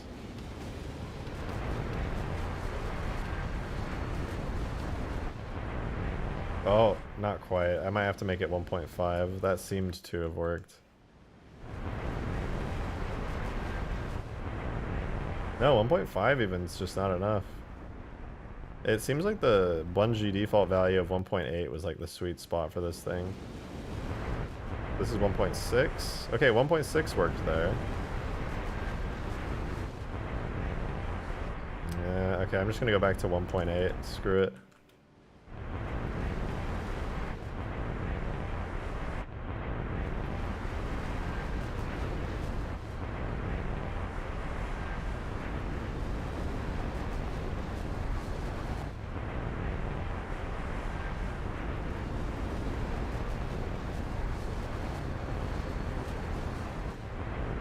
Yeah, 1.8 seems pretty stable. Is 1.8 default for the Banshee? Yes, it is.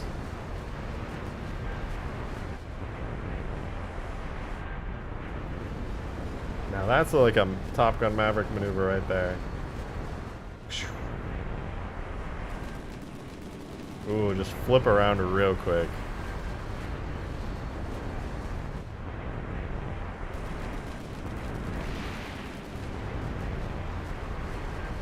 That's how you stop somebody who's on your tail. Flip and then turn around really quickly.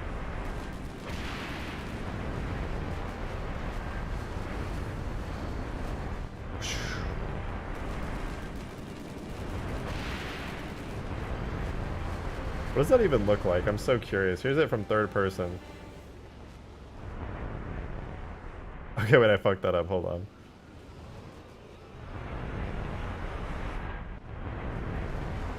Yep, totally realistic maneuver, I swear.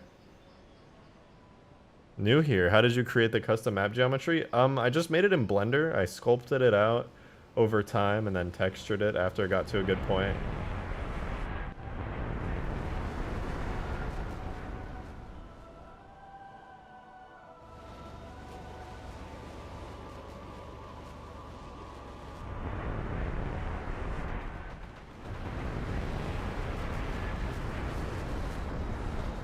Pretty fucking cool.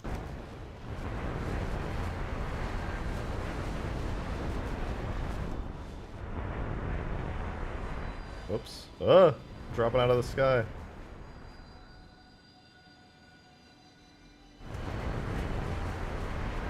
I saw that the main gun should just be 2 Warthog turret guns with slightly lower damage. Yeah. I kind of like them sounding as powerful and as punchy as they are. I'll probably keep them now like this because it's a chain gun. It's literally the same thing as the Hornet, the Warthog, the turret. They're all basically the same thing, just with different effects and damage and speeds. So I mean, I'm going to keep it at like this, but I'm just going to lower the damage a little bit because I think it's a bit too powerful at the moment.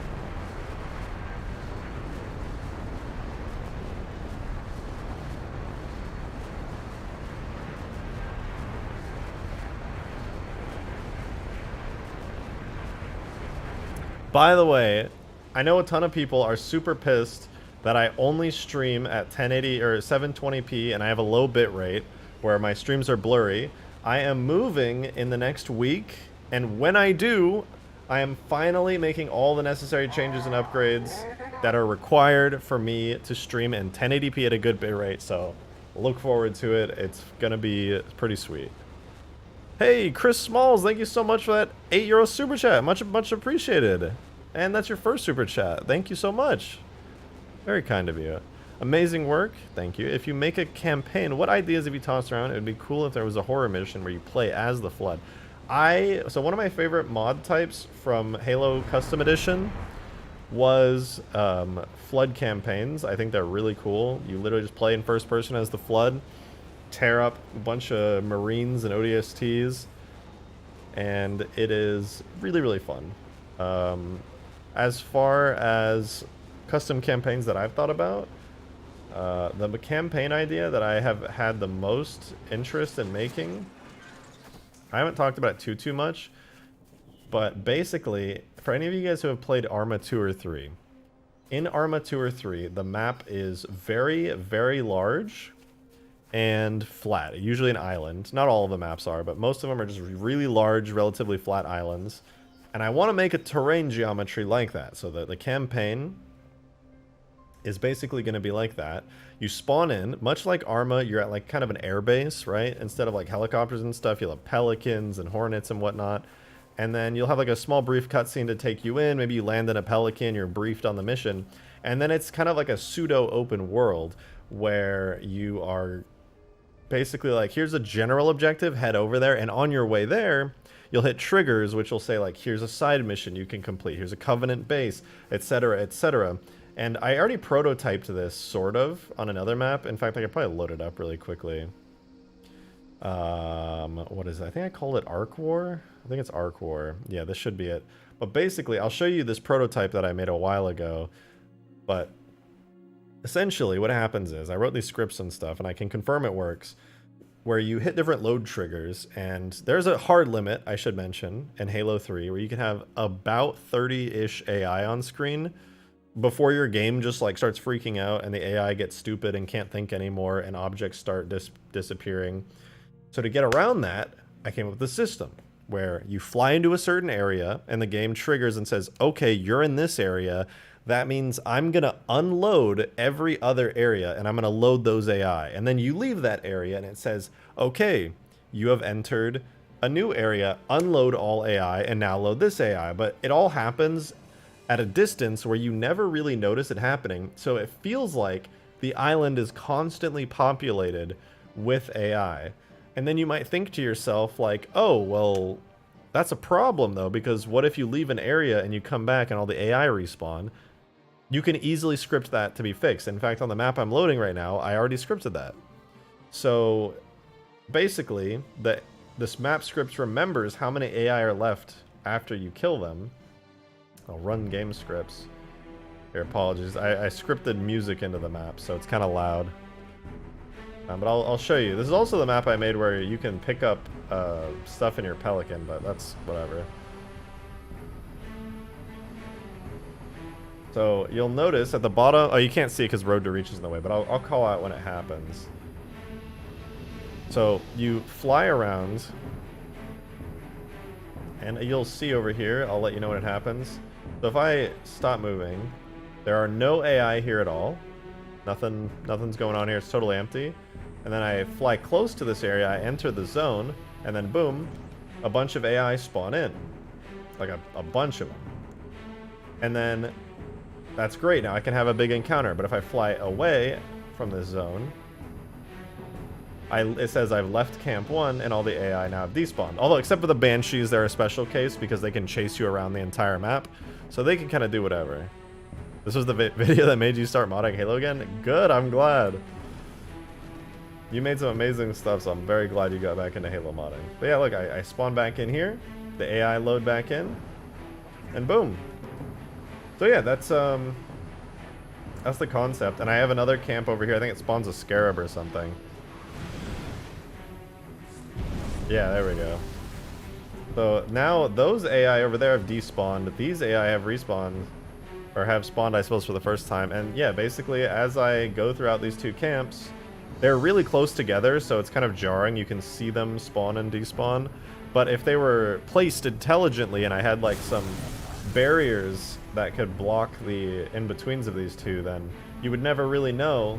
And then you have exceptions, right? The exceptions to the rule are things like the Banshee squads, which can traverse across the whole map. And you have exceptions like the Scarab, which is so big it would never want to be despawned. But, you know, all the AI and the vehicles, like these hunters and stuff which have just spawned in, are perfect. So theoretically, I have this massive, massive scale battle, and if I were to kill these guys, the game will logically remember the number of enemies that were there, and it will only spawn in when I come into these zones a certain amount. So for my campaign idea, it would be perfect because you could have these side objectives, the scripts could remember all these different things about how many enemies you've killed, it'll intelligently spawn and despawn AI everywhere to get around the engine limitations, and you'll be simulating just a massive scale enemy AI battle. And it's like, the AI themselves are never really gonna be, like, there's no reason to be constantly spawning them, not to be spawning them in and out. You're not gonna know they're there. It's like basically the level of detail system in, for rendering models, but for AI instead. So yeah, that's a really, really cool idea that I've tossed around for a while. So that would be my take on campaign. Oh god, I opened Halo Reach mod tools. I can't do that yet. Close them. Close them. Close the tools. No. Okay, I'm safe. I'm safe. Road to Reach isn't there yet. I wouldn't dare. I'm sorry, you guys. I'm sorry you had to see that. Sounds fun having yourself and other players rolling in a fully seated Pelican. Yeah, it would be totally campaign, so you just go co-op. And I mean, theoretically, I don't know if it would work well in co-op. It would probably have to be like a single player, like solo experience, but maybe. Reach? No, no Reach. We're on the road to Reach. Reach. Where's my music? Please and thank you.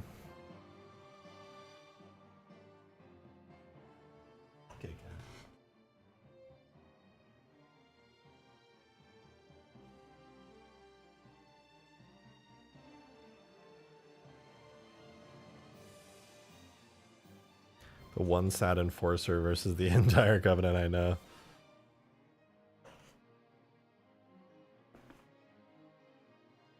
That is true, Damon. You have... Also, I'm considering reducing... Oh, sorry, Kitty. I'm so sorry, I didn't see you there.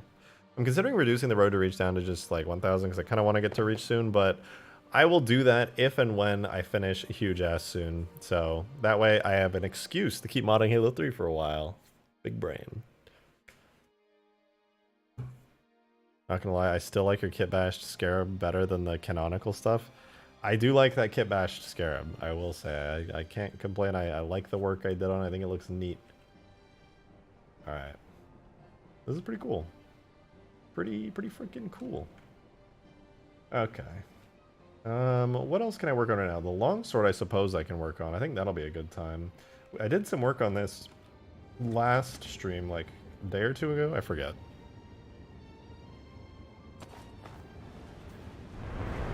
I want to go place it down below.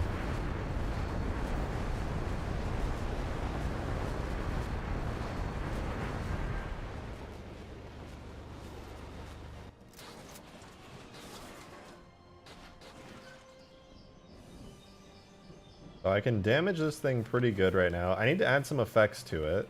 So, in its perfectly untouched state, it looks pretty good. I'm going to throw some C4 on that to fix our problem here. Okay, then we do some damage to it. The wing will bend up a little bit. We'll get some... So I think what I need here is a little bit of either smoke or fire coming from here. No, I think... Okay, smoke here. Smoke here. Like a light smoke here. No. Okay, yeah, light smoke on the wing. Slightly heavier smoke from over here. That'll kind of signal the damage. So that'll be that. And then the next damage state, it does this. So which I think I'll do fire there. Still more smoke here. And fire here. So fire, fire, smoke. That should look pretty good. Reach modding is still a pain. Crisp's tool is so good, but tools are really temperamental, especially animation stuff.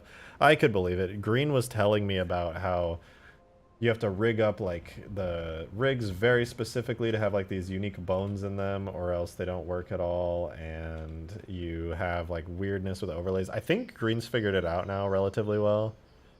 Fire on one of the turbines would look nice. The turbines. What are the turbines? Kitty cat. Where are you going? Okay, bye.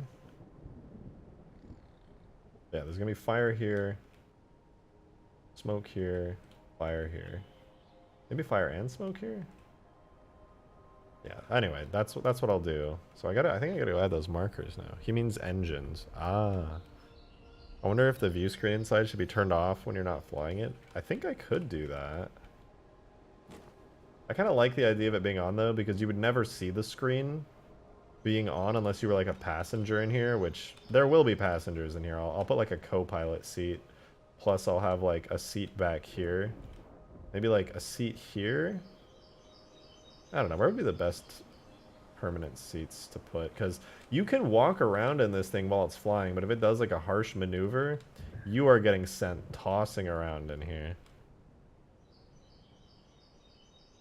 Oh my goodness. More coffee. That's what I need right now. More coffee. My energy's been low recently. I think it's because I fixed my sleep schedule finally, and I'm on a good schedule, but it was such a severe change from where I was. Yeah, I think with smoke and fire this will look pretty good. I do think this needs like some more metal bent and ripped up around, but for a start to damage states, this is a good start. This is definitely a good start. Oh, right, and I need to make it so these markers on the side are only visible on certain regions. So when it's damaged like this, the wings should no longer output those little air streams.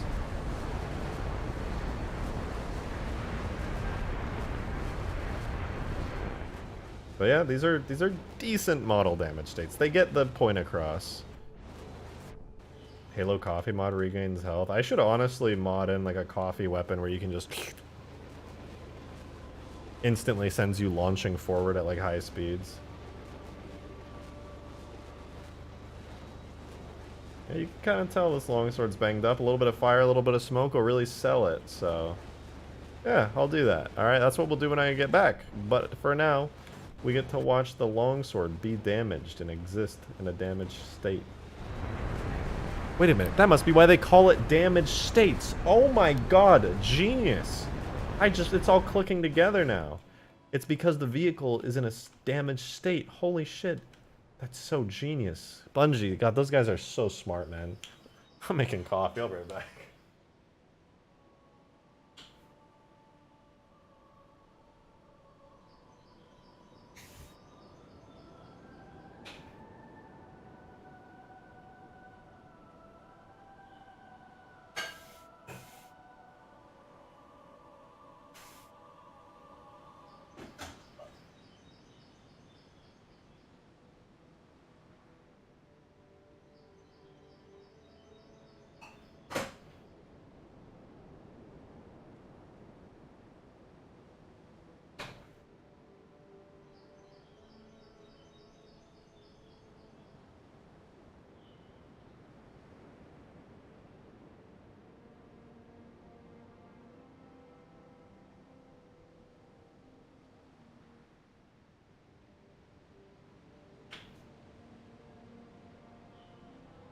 Boo!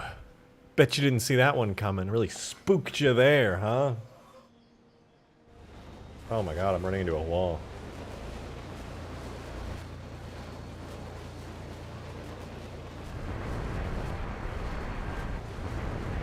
Ah!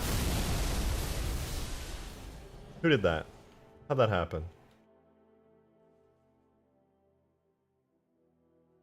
Nuke the Sentinels? You know what? That's an excellent idea. Some local host tipped $4. Thank you so much. Bringing us up to an even 560 and putting us on a little bit further on the road to reach. Thank you so much, some local host. Also, I like that name. Great work on this map. Very excited to play it when it's done. Hell yeah, me too, honestly. Like, as much as it's cool testing this, envisioning so many gameplay scenarios when finally played, like, oh, this is gonna be so cool when it looks like this. In fact, I'm like itching to play it so bad. I think I'm gonna do a playtest soon. I'll like spruce up the map a little bit. Probably won't do entire full detail light maps. I'll keep it splotchy because I don't feel like waiting 12 hours. Excuse me, for the lighting to bake. But I'll put some grass down and clean it up a little bit, and then put some multiplayer objectives down and try like a playtest on Discord. Probably off stream, because I don't want to make like a huge deal out of it. I want to get genuine testing and feedback on it. So yeah, I'll do that. Hey, Darksteel with a $5. Thank you so much. Really appreciate it. For an hour of extended time of messing with the longsword model, look at the wingtips when the longsword is damaged. Oh yeah, I was just talking about that. I need to set the markers to only appear on specific regions because of that. Right now it's tied to no regions, I think. But I'll just go into Blender and set it to do that. But yeah, no, you're right. You're 100% right. How about those Sentinel spawners in the last Halo 3 mission? I'll probably set them to work with the scripts. Supporter will do playtest. Let's fucking go. Yeah, if you're a YouTube member or a Patreon member, you can come join on the playtest. I'll probably... Maybe I'll do that like tonight. I'll do like a test upload to the workshop. Just get it set up. And then have people download it and then just ping and do like a little hour playtest randomly. Rejected. The current Blender toolset skylights are broken. The light map noise is because of a problem with the skylight order. You don't need to do a high quality light map for better light map. Wait, are you serious? So if I just were like to use the default Citadel light map, it would look a lot better? Do you know of a way to fix that, JS? Because that is a terrible bug. It looks awful. In fact, Ultimate Forge has awful lighting even when I went on medium. It's really splotchy like this. You need to download the latest version. Oh, okay. So there's an update to the tool set that fixes it. Yeah, you know what? I made this sky. I'll re-export the sky out with a new tool set. Released about 2 days ago. Oh my god, that is a godsend. I'll re-light map this. I'm using debug lighting, so I assumed it was that, but okay, that is very good to know. Thank you for sharing that with me.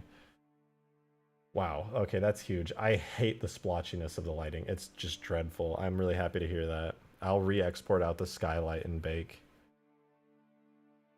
I'm having trouble installing the latest tools. Which tools? The mod tools or the Blender tool set? Coffee! Hello, girls! Hi, kitty cats! What are you doing?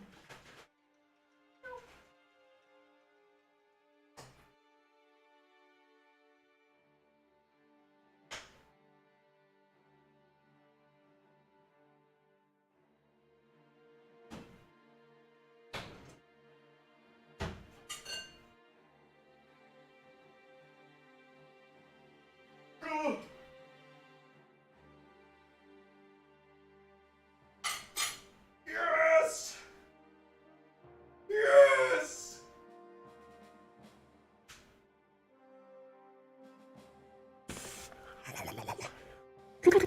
All right, got myself some delicious. Let me. Coffee. Ugh. Man is a coffee fiend. Man, I live a sedentary as fuck lifestyle. This coffee brings me to life. Oh, it's so good.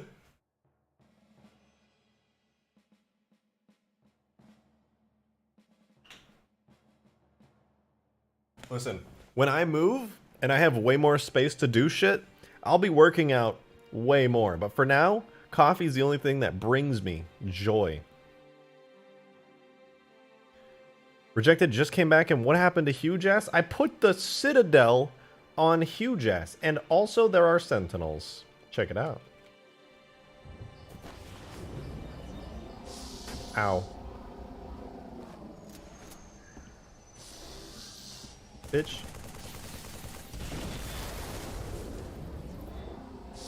Ow.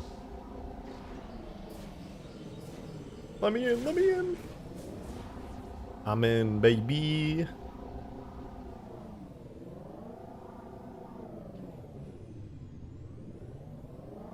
Oh, JS, by the way, if you're still here, I got a question for you. What was my question? It's about the sky and the sky lights that are fixed to the new Blender toolkit. Does this have anything to do with, like, does the render sky command work properly now with the exported models? Because I always noticed if you, like, for example, what I did here was I grabbed the sky from the Covenant mission, and the clouds and some other shaders, when re-importing using the render sky command, never quite looked right. Do you know by any chance if the fixes to the skylights or the updates to the tools by any chance fix some of the weirdness when using the render sky command? I believe I rendered this model of the sky with the render models standard command because it worked better. Very curious to know if you knew anything about that. So you did end up making the interior? In fact, I did, and it looks pretty darn good.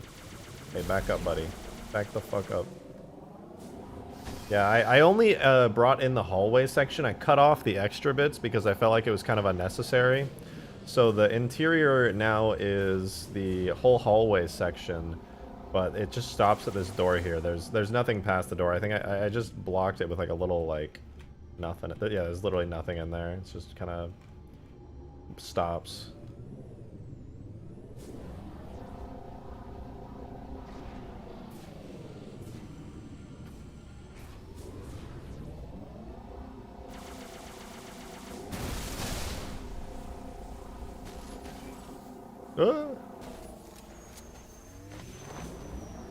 The difference between the render sky and render sky is a region layering and vertex coloring?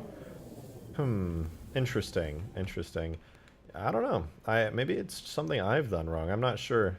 I've just noticed that it has trouble rendering water and clouds at correct layers. Maybe the import info wasn't right and I've just done something wrong. I noticed what I would do is this skybox is like an edit of the Citadel skybox. In fact, this is the Ultimate Forge skybox, but yeah, long story short, when I would export it out, the islands using the render sky command, when just straight extracting, would be black. The water would have no texture. In fact, it has no texture now, and the clouds had a weird layering order issue to them, and I think the only way I could solve it was using the regular render command. Demon, thank you for the $5. Appreciate it. Damn, that's where the Gold Among Us vehicle should be.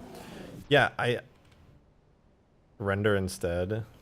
Yeah, I'll have to give it a try once I update the tools. I'm curious to see if it was fixed. Okay, I'm going to load up Ultimate Forge for a second, okay? Y'all, I think y'all are dumb. I have told you guys about the Easter egg so much. Nobody has found it still. You guys are like, the Easter egg's too hard to find. I literally told you where it is, and none of you have found it. It's ridiculous. Y'all instead of true. I grew up.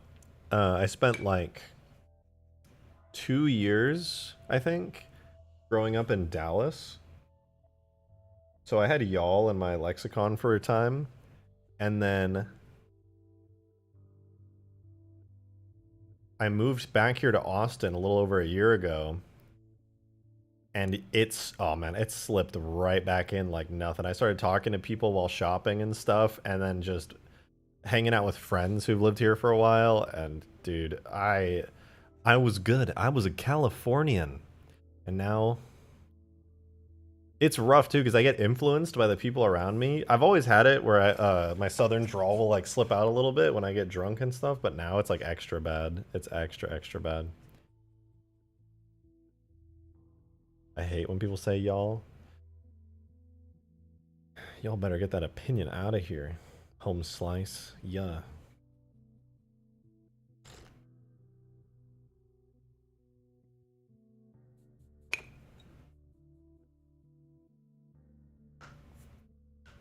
Okay, I'm loading Ultimate Forge. It's gonna take me a minute.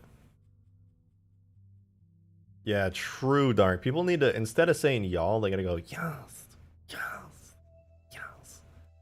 So true. So true. Pop off, Queen.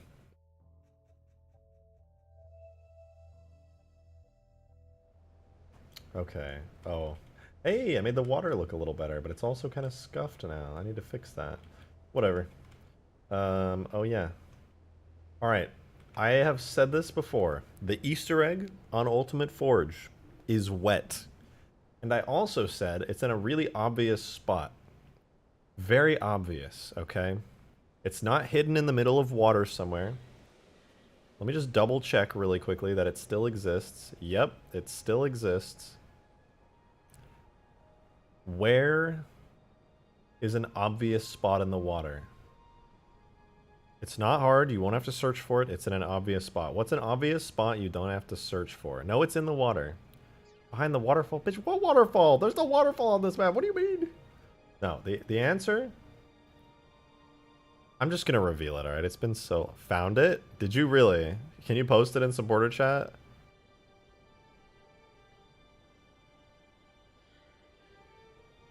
If you post it in supporter chat, I will not post it. And I will let other people find it. Just knowing that one person has found the Easter egg will bring me peace. I just saw the marker. Shit, did I leak it? Fuck. I didn't mean to do that. Ugh. I did not mean to leak it. That's oops.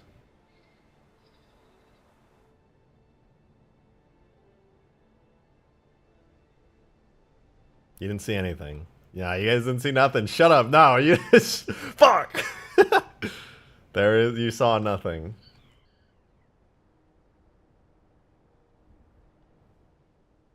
Also, God, let me just point out, this terrain is so ugly. I made this terrain by hand using straight up vertex moving. An MCC update will come out in the future, okay? This is simply a fact. When it does, I will need to update this mod, okay?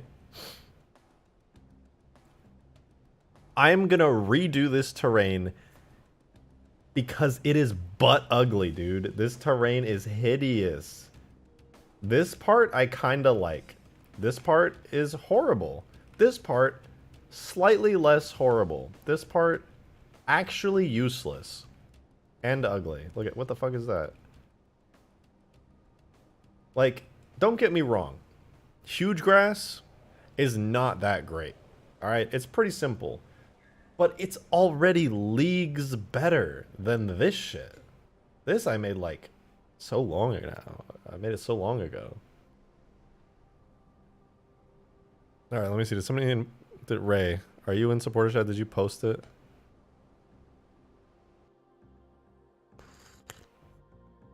The corner is empty? No shot.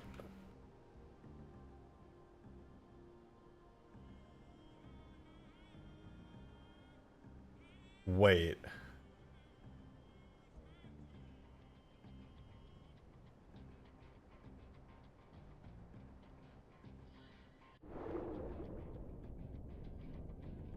It's so deep.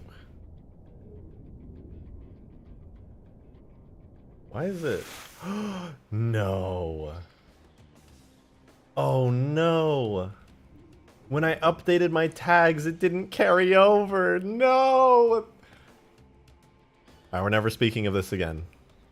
Guys, we're never gonna talk about this. We're going back to Hugegrass. We're never talking about this again, okay?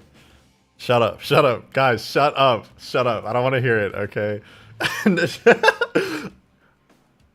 Shut up! I don't want to hear it, bro.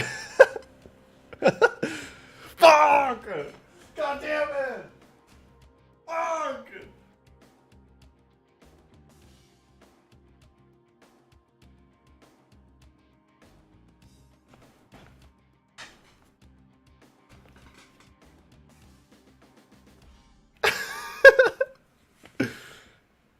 No. You know what? I meant to do that. It's just that well hidden. It's just that well hidden. You know what's not fake? The Easter egg on this map, though.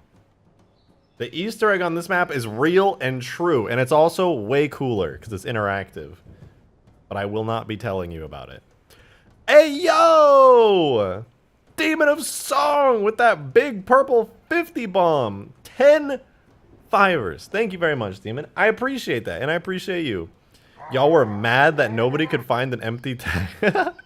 I'm donating 50 so it stays at the top of the chat for all. Fuck!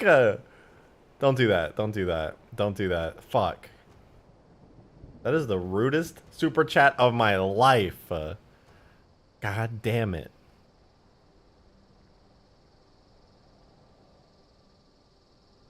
Wait, just check real quick. Good try. Good try. This is pink, not purple. It's... Yeah, I mean, I guess. No, it's not really purple. It's like more reddish. I would say that's it's a nice hot pink, really. It's more of an in-between of red and purple. A nice deep. I wouldn't call it pink. It's not quite pastel enough for pink. It's a bit more of a deep, dark red, tilted more toward the magenta end of the spectrum. Yeah. It's pink. Bruh, pink is light. That is dark. Yeah, it's lightish red. No, it's not even lightish. It's darkish pink.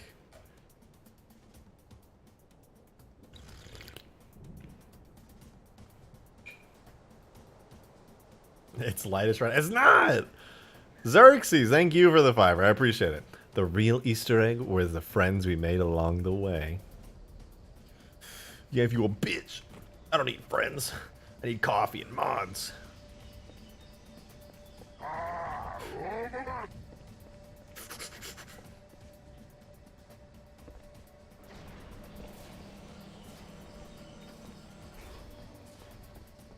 I really just love this. I can't wait. I'm looking forward to this in the playtest. If you guys are YouTube members, or if you're not a YouTube member and you want to join in the playtest, become a YouTube member. Click the join button. But for all you guys who are members, I'm going to do the playtests.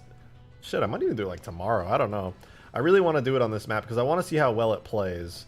And I'm looking forward to this moment, right? Having the flag in my hand, running out here, just being like, okay.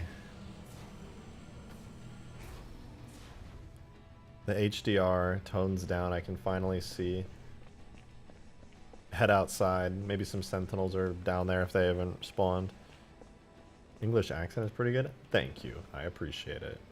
I talk to too many Australians so that my accent leans heavily into that if I'm not trying really hard, but I appreciate it. Give us full Citadel? No! There's literally no reason to to put the full Citadel in there. I would do a ton of work to put the full Citadel in, and for what? What purpose would that serve? It would do nothing for the gameplay. It would just be completely pointless.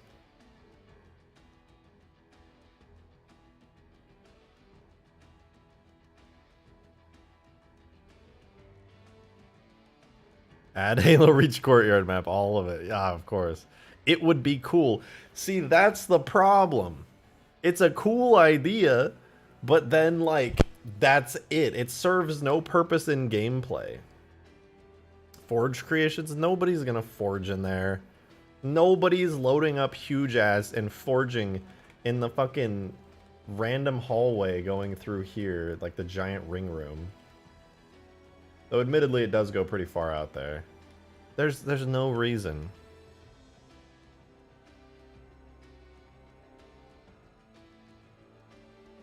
This guy really said Aussie is why his English is like, no. The Aussie accent fucks up my English accent because I mix them.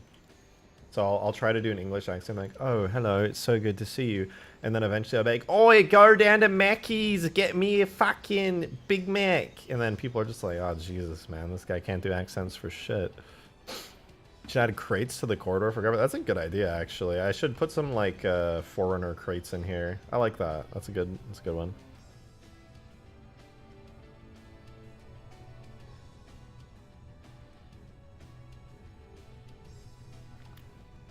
Demon, thank you very much for the $5. Appreciate it. So we can teabag the Prophet's Corpse, also an AI of Master Chief and the Arbiter as a boss fight. Ah, yes. All integral parts of multiplayer gameplay. Yes, of course. Why did I not think that? Joshua. I'm going to butcher your last name. I bet people do that all the time, too. I'm going to say a bleeder. A bleeder? I'm going to say Joshua a bleeder. Thank you very much for your $5. Appreciate it. And your first super chat, no less. Can you use your knowledge of Halo to make a new thing that brings a whole new game mechanic into the world? Want to keep secret, but also need help? Well, that's really, really dependent on what that is. Like, unless you actually told me what it is, I don't think I could give you a straight answer on whether or not it's possible. And my usual answer to that question is, not without knowing what it is, I would say probably it wouldn't work in multiplayer, but it would work in campaign or firefight using scripts. That would be my answer. But unless I know what it actually is, I have no way of knowing the proper answer to your question. But thank you for the $5. Give me some Forerunner crates. Give me some Forerunner crates. Ugh. Objects. Gear. Forerunner. Power core? I don't really want power cores. Where are the Forerunner crates at? Are they stable power cores? Are these what the crates are? Because they don't blow up because they're stable? Dude, the inside of this room sounds so creepy.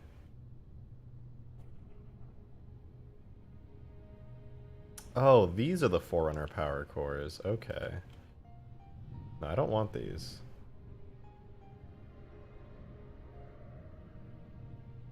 I know that there are Forerunner crates somewhere. I think they might be in one of the mission folders. It would be like objects, levels, solo. I think on here maybe on the Ark. Light bridge, terminals, bushes, doors, rocks.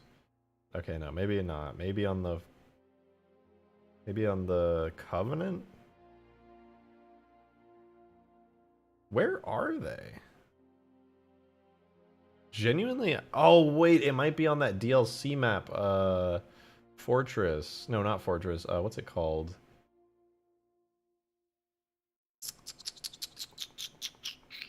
I forget what it's called. Maybe Armory? No, not Armory. Bunker World, Chill Out, Descent, Docks. I swear it was Fortress. Oh, here. Fortress Forge Crate, red and blue. Hey, yo, Modded Gamer! Re-upping for 10 months on the Covenant tier, no less. Damn, that is a crazy long time you've been here, Modded Gamer. I gotta be real. It is I, back from my Roswell trip. I found the origins of Green Knight there. He's an imposter. My evidence of aliens are green too. Coincidence? I think not. I don't know. That's pretty scary, not gonna lie. I think he might be an alien. I think he might actually be an alien. Also, the pictures you put in supporter chat of the aliens there are fucking hilarious. This is it. This is what I've been meaning to put in here. Also, why is it so bright in this room? Light maps. Just start working, please. It's fucking killing my eyes. Why are things so bright in here? What if I refresh the map? Will that fix it? Oh, that fixes it. Thank God. Okay, yeah, this is what I was looking for. Big Forerunner crates to use as cover. Rejected, do you have Void Tools Everything's search engine installed? I highly recommend it over Windows Search. I don't, but honestly, anything is better than Windows Search. It sucks. Booty hole.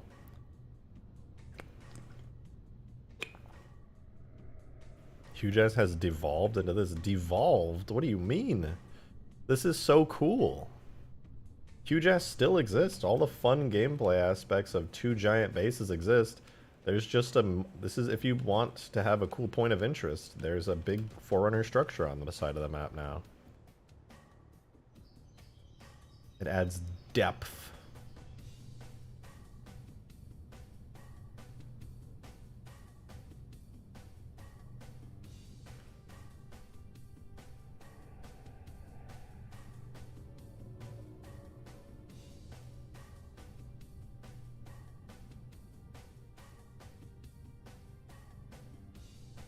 My eyes! My eyes! Ah!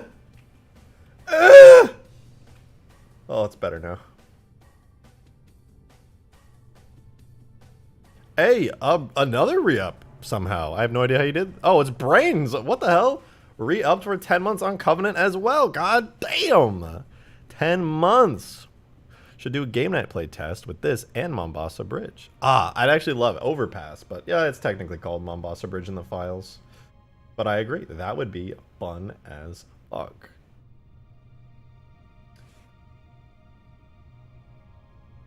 I am 100% down with that. Sounds like a pretty freaking neat time.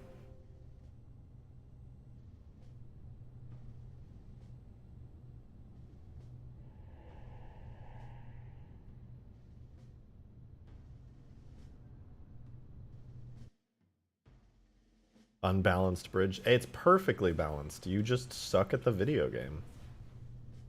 Bruh. Get good. Fly Pelican better. Camp Spartan laser. Nord. Why are some of these crates so bright? Hey yo, Joe also re-upped with the 5 months. Thank you very much. Listen, listen, I'm not reading that. And also, I did not laugh at it, for the record.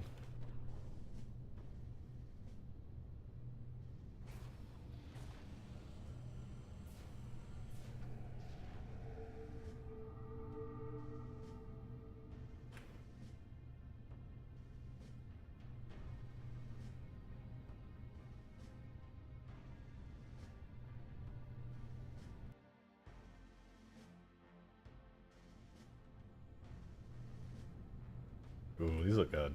I like this. Probably add more closer up to here. Are you gonna stop fucking around and adding bare minimum cover? Absolutely. And good God! Modded Gamer just tipped $50!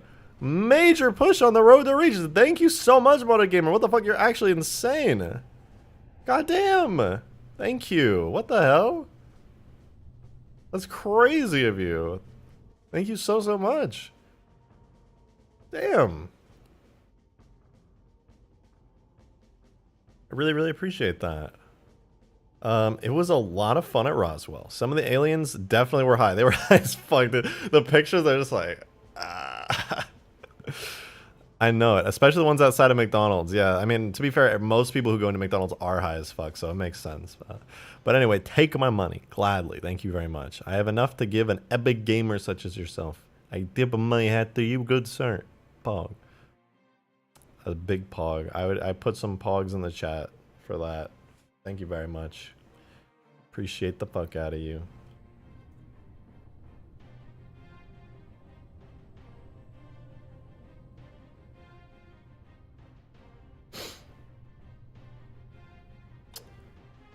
Modded Gamer has been around. You've been around for a long ass time.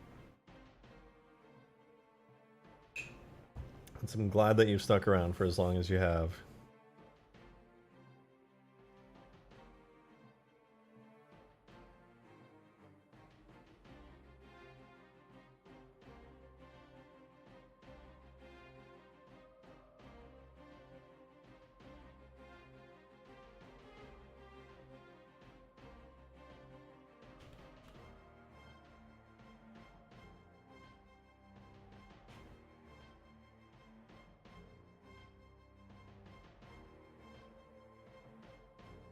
My brain's going brrr.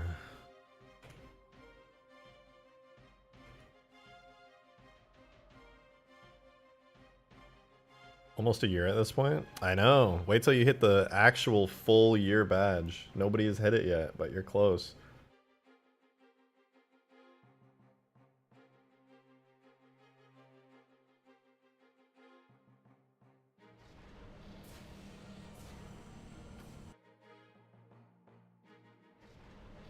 There we go. Now we got some cover in this hallway. You come in. Bunch of crates all around.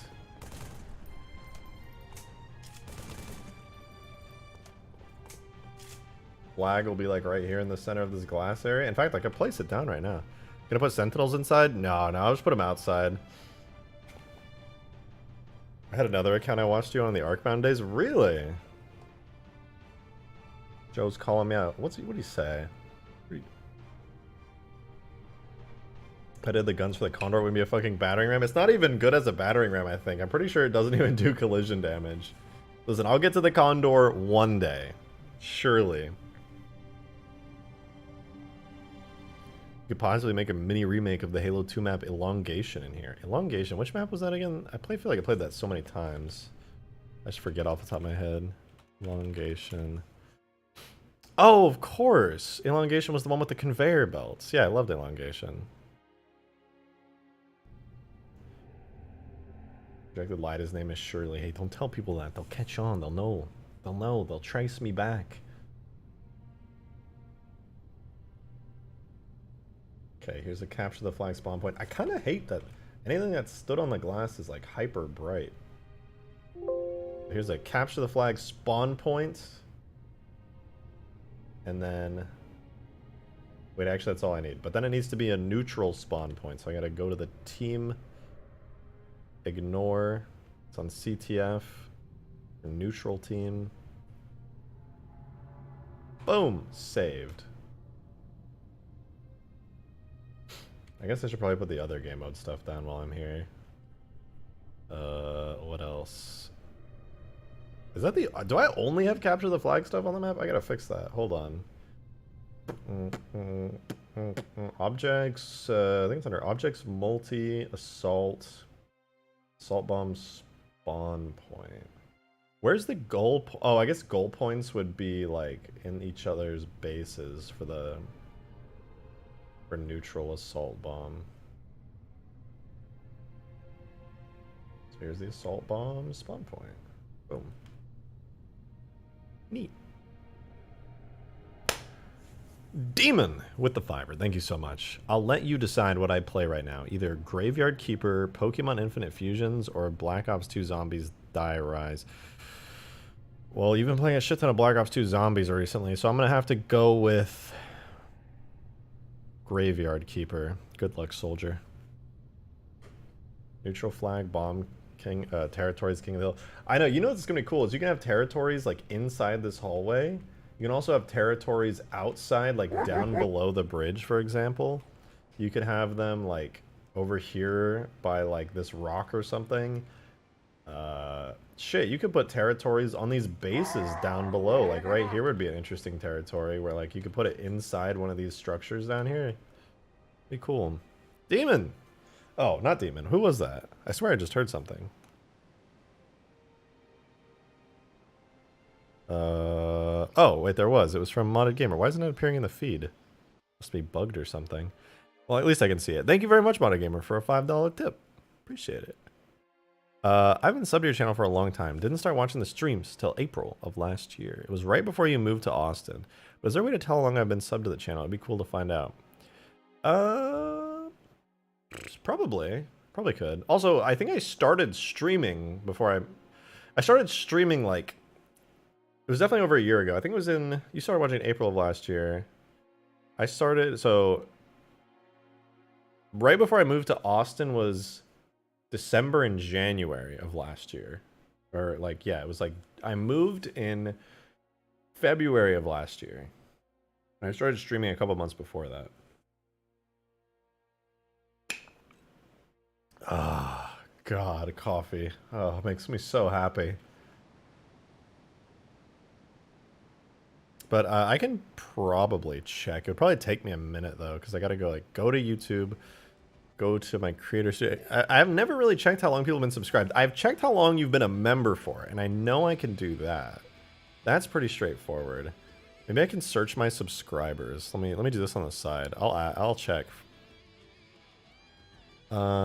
Search my channel. Customization. Comments.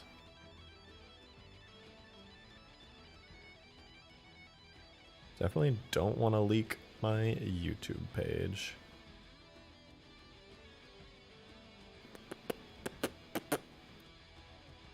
Audience.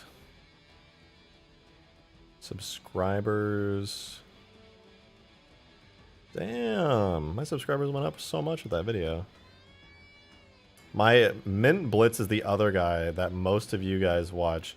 People who watch me most often watch Mint Blitz, the official Halo channel, Hidden Xperia, Halo Follower, and the Act Man. Those are all good YouTubers and companies. No, I can't seem to find... I'll look at it off stream. I'll probably have to dig through. I'm sure there's a page for it somewhere. Sent you a DM in Discord. I'll check after stream. They don't watch Green Knight. I know they don't watch Green Knight, but that guy doesn't upload as much as he should. I mean, you know, I think if Green Knight uploaded videos all the time, that he would have a pretty successful channel if he just had a regular content schedule.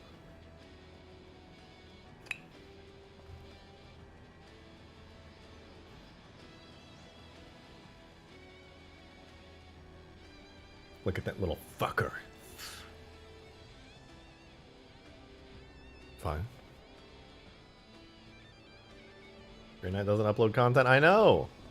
It's crazy that he doesn't. People would literally watch him. All he has to do is upload a video a week.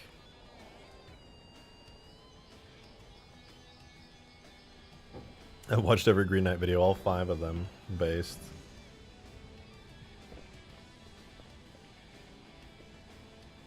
Oh, look at this texture, it looks so cool. Stretched pixels. I love the light bridge. It looks so cool.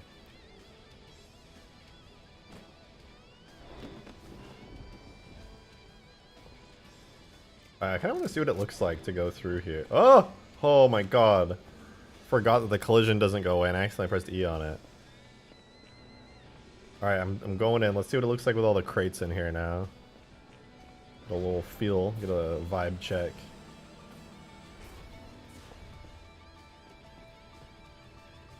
You know, I should put pathfinding points in here so that the Sentinels can, like, come inside and chase you if the door's open. This is cool, though. You have plenty of cover here if you want to hide. Like, it's solid.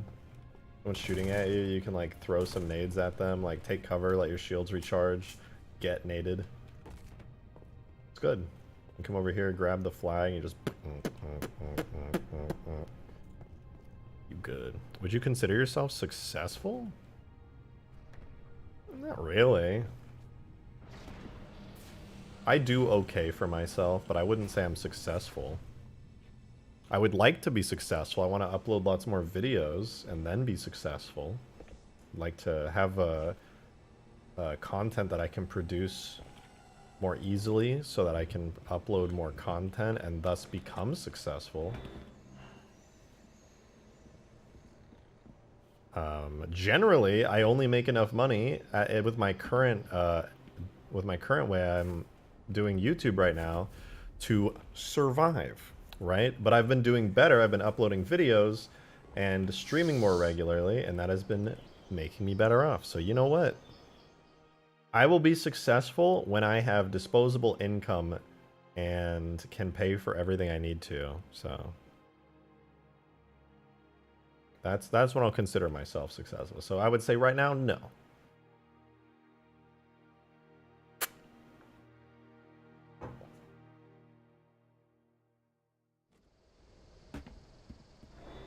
Rejected has more men hitting on him than women.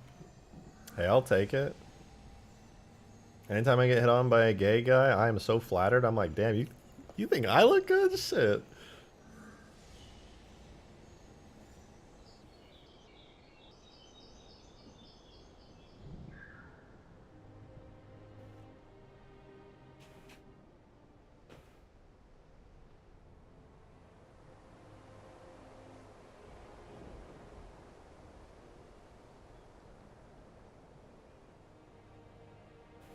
Want to play with emitters now? They're really easy to set up.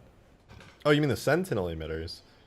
Yeah, sure. Maybe I'll put them like right here on the side. Have them come out like right there. I think that'd be good.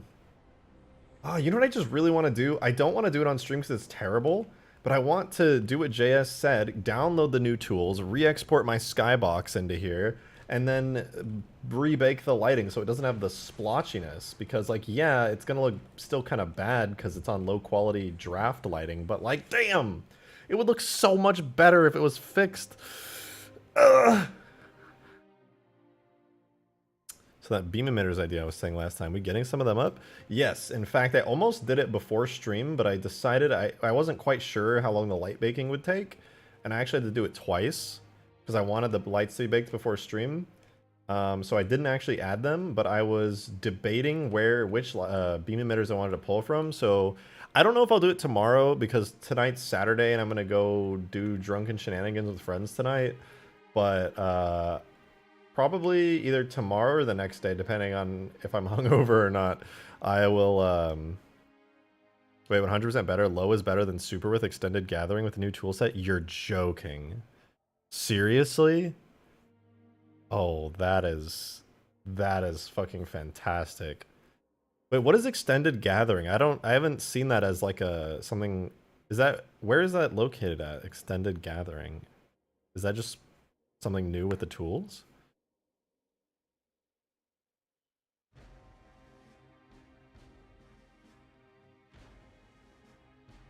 Like, look at this. What the fuck is... What is this, man? It looks terrible. It's in the scenario light map section. Oh, does that just extend like each ray's bounces further? I assume that would increase light mapping time, which I'm trying to avoid for the time being just because I don't want to spend days light mapping. Like, this is terrible. This is awful. Poopy. Oh, he's a little... What the fuck is that? Yeah, doubles or triples light map time. Okay, I'll save that for like when I finally properly light map this. But yeah, maybe I don't have to light the map on super. Maybe I can just go low with extended extended whatever gathering, and then that's how I have to do the final light mapping.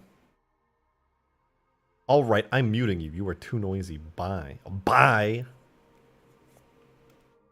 What map is this? This is Hugegrass. It is my rendition and reimagining and remaster of the original custom edition map, Huge Ass. Each side of the canyon has 2 massive hangars. And then you go out here and there's tons of cool stuff going on. And there'll be even more cool stuff going on. Alright. Shit. I need to stream for a lot longer, but I do have stuff going on tonight. Do I... What do I do? You know what? I'm itching, dude. I'm itching to try out this new light mapping. This is the worst thing ever, but I'm itching to try out this new light mapping. There's no way I'm gonna do it on stream. Bro, get in that scarab. I want to hear me some whatever that is. Alright. Alright, I'll get in the scarab. I will get in the scarab.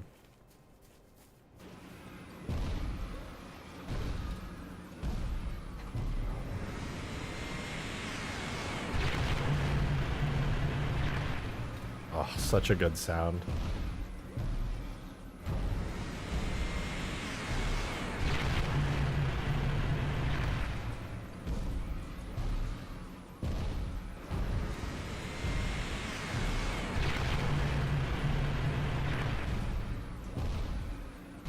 Beautiful.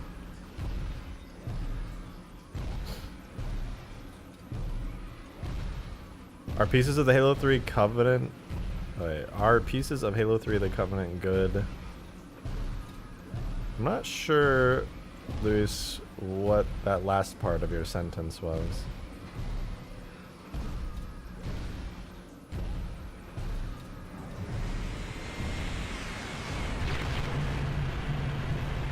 As much as I love the Halo 2 Scarab, no, I was gonna say maybe I'd put the Halo 3 Scarab on this map, but honestly its beam just isn't powerful enough to justify putting it on the map.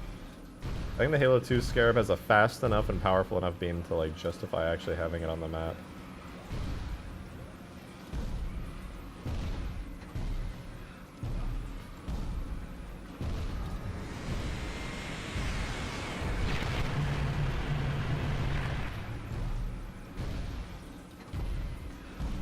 Hold on. Do these trees no longer have collision? Oh, they do. Okay. Confused there for a second. Are you finishing up your super scarab? That'd be better. Wait, one scarab super powerful? If you mean just having one, like in the middle of the map, that'd be kind of cool. You need to put a Pacific Rim Jaeger in so they can grab the Halo 2 Scarab by its bucket handle up top there and use it like a weird-ass gun. That would be pretty sick, I'm not gonna lie. That would be pretty fucking sick.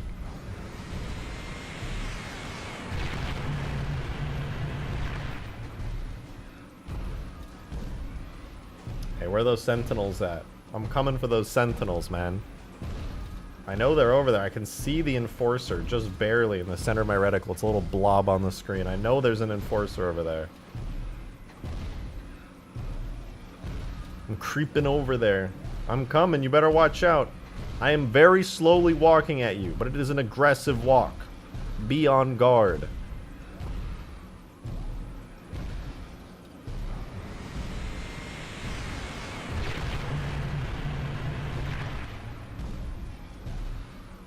Need to hear that super scurb shoot just one more time.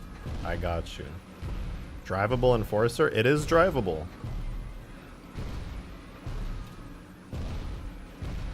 Another interpretation of the AA scar would be the Scarab of the Shrike turret mount. I forget what the Shrike turrets are. I've heard that name though. Walking at 480p stream speed. Shame the Scarab can't walk faster. Imagine it just like this, but times 2, just like. Nah, half the fun of the Halo 2 Scarab is that it has such a slow and like ominous, imposing walk to it. But look, I finally made it. It only took me like 2, 3, maybe 4 minutes to get all the way over here. How does it look when you speed it up? Probably not that great. Because the sway, the side-to-side sway that it does would look really comical and goofy if it was double speed. I don't think it would look great. Oh, Sentinel. Oh, I see him. There's the Enforcer. He's floating around. Actually, it's rather fast, to be honest. It just looks slow. Yeah, that's true. This map is really, really big, and the Scarab is really big, so it kind of looks slow. If I were to, like... I place the camera down here and get in. It do be schmoovin'. It do be schmoovin'.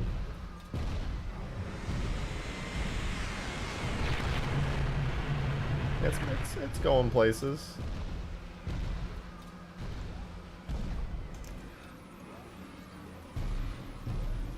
Oh, the Enforcer sees me. Goodbye, Enforcer. Yeah, that thing didn't last long. Oh, there's a little baby Sentinel right there. Goodbye, Sentinel. Oh my god, I just completely missed it because it's such a tiny target.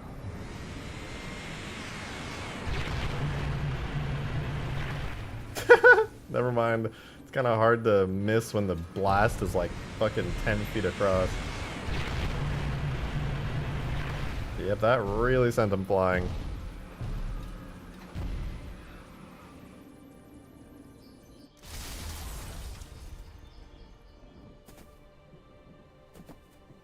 Well, I can confirm, as tiny as and slow as everything, as slow as the Scarab seems when you're driving it, being on foot definitely changes that perspective. Like, here, let me just do this for all of our sake.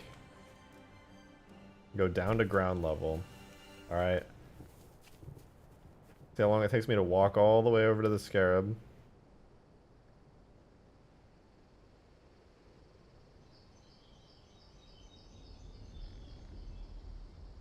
Wait, let me in. Let me in. Where's this? How do I get in? Yeah, I can just zoom across, like... It's probably at, like, Warthog speed, to be honest.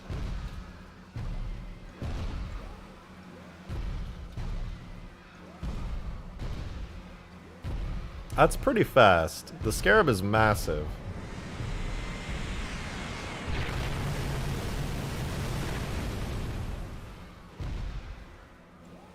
Yeah, if you see this thing coming at you and you're on foot, it's catching up to you. There's no doubt about it. It's about to run over you, to be honest.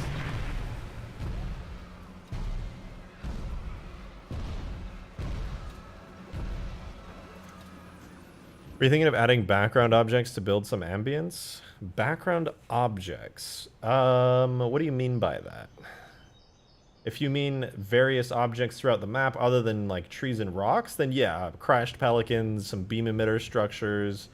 And if I can think of anything else other than those two things, I will probably add those two, but those are like the two big ones. Oh, set the game speed up? That's a good point. Alright, you guys want to see double time Scarab?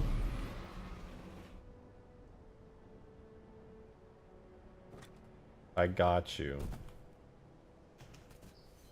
You know, let me refresh the map. Flocks, those weird birds. Oh, yeah, I hadn't really considered that, actually. That could be cool. Does it even work in multiplayer? Yeah, no, they do. They're on, like, Guardian. I added some of them onto Overpass. You can see, like, pelicans and hornets flying around the map. Okay, first let me get over to the Scarab at high speeds. Alright, now, here's double speed Scarab for those wondering what it would look like. This is a double speed Scarab.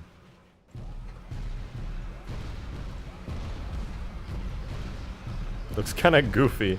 The walk, like, it looks so animated and exaggerated because it was intended to be at such a slow speed that...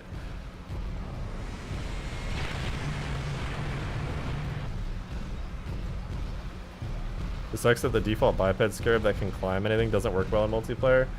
Well, you know, maybe one day. Maybe one day. You never know.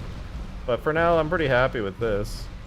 Can't really complain too much. Also, I have a question for you guys about the Scarab. I gotta pull up my old video. I should add this, I feel like. It's kind of a shame that I haven't. Archdale, thank you very much for the 2. Set it to 5 times speed. Let me do you one better. How about 10 times speed? Ah!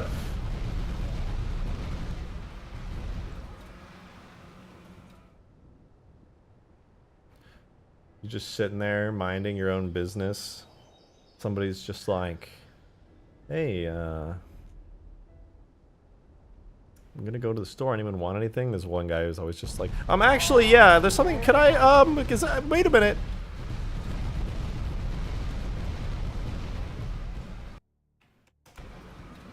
But no, I had a real question. So the way that I have the Scarab set up, the like mouth or the eye of the Scarab, it's always closed. In a closed state until you start firing, at which point it opens and fires, right? However, there is an animation that I could do to make it so when you get inside the Scarab, the mouth kind of like in a circle opens up a little bit to let you know that there's someone driving it. Whereas like when it's closed, it's completely closed, but then you get in and it like opens to like an active state. And I was wondering if you guys thought maybe I should do that. And I actually have an example for you to show you exactly what I'm talking about, because when I made this same Scarab in Halo CE, I did it there, because before I made this mod in 3, I did this ages ago in Halo CE, and I even made a video about it. On this map, I made kind of like a Halo 2 style map back in Halo CE. I want to show you, I think I showcase it like here, I think.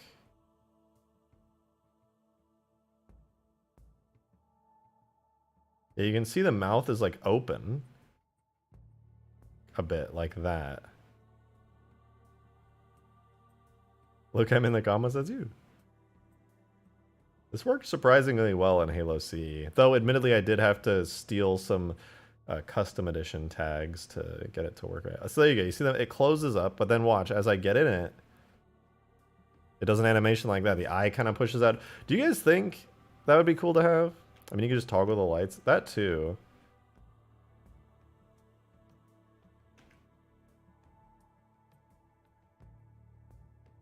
I kind of want to add that back. There's a part of me that likes being able to see it closed, but I don't know. Getting that little animation when you get in it, I kind of want to add that again.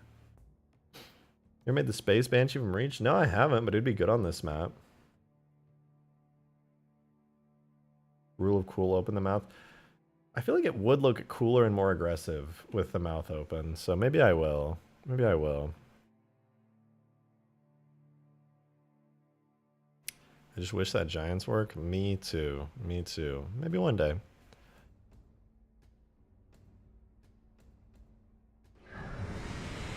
Yeah, you know, it looks kind of... When I have the mouth closed, it doesn't look that aggressive.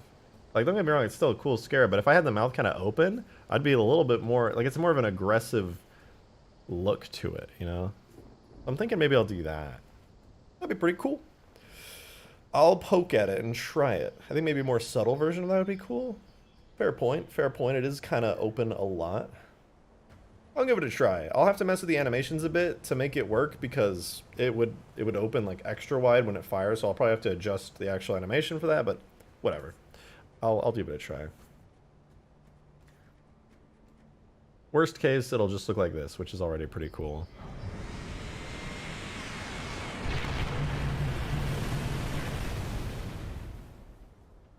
I love that this works in multiplayer, by the way. Can I just shout out to my dumbass for fucking trying for so long to make this to work in multiplayer. So I know that's like so egotistical to say that, but holy fuck, it took so long, so much trial and error to actually find the right functions, the right animation setup, and everything to actually sync online. All the weapon variations I had to go through to get the charge weapons on a biped drivable fucking thing to work. Oh, so much pain.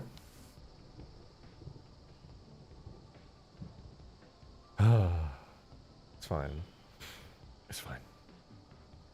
The build-up should have a spinning piece like Anniversary. There's a spinning piece in Anniversary? How have I not seen that? Halo 3 Scarab or something similar? Huh. I have 333k subs. Hey, that's great. That means I went up 1k on the meter. I know that the video I made got me a decent number of subs. A couple hundred something. Like 200, 300. So that's pretty rad. Usually, I've been dropping subs for a while now, actually, because I only stream. So, like, you have to make videos as a YouTuber if you want to gain more subs. If you just stream like I do all the time, you're not gaining any subs doing that. So, more videos coming soon, by the way. I think I'm going to do the Guardian video next. Just show off the new Guardian AI. Be pretty cool. Okay, I'm having a lot of fun, but unfortunately I did make plans tonight, and we did just hit the 3-hour mark, so I think I'm going to call it quits for today. I want to say thank you to all of you guys. Modded Gamer especially, but some others also tipped and got us decently deeper into the road to reach roadmap, so thank you very much. I really appreciate that. I'm looking forward to making reach stuff, so we're going places. You know, we're going places. Thank you, thank you. I'm going to be continuing to work on this mod later tonight. And I'm going to go try the light mapping thing right now after stream, actually, because, like, I really, really want to see good shadows on this map. I'm so tired of the weird splotchy crap. Anyway, though, thank you guys so much for being here. This has been a really fun stream. I'm sorry that it's only 3 hours today. I'm streaming tomorrow, though. Probably? Don't hold me to it. I might, 50-50 on tomorrow, but I should be. If you want to know when I'm live, make sure you have the notification bell on here on YouTube and that you're subscribed. Also, make sure you're in the Discord server. If you want to see cool stuff that I'm doing and you're a member, join Discord. Hook your Discord up to your YouTube so you can go see what I'm talking about in supporter chat. You can talk to me all the time there. I literally chat in there with you guys all the time. You already know. And if you want to see cool little updates, follow me on Twitter as well if you're not a YouTube member.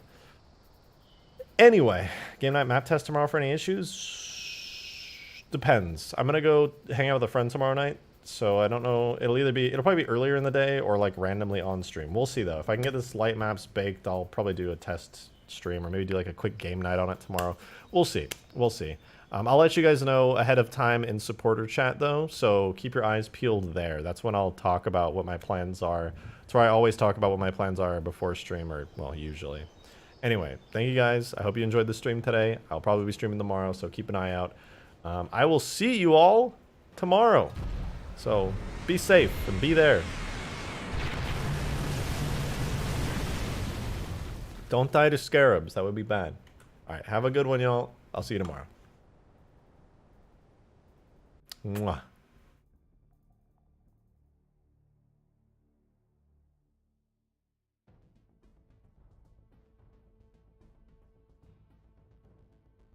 I did. I'm sorry. Turbo said thank you for the 2. Jesse, we need to mod. He can't keep getting away with this.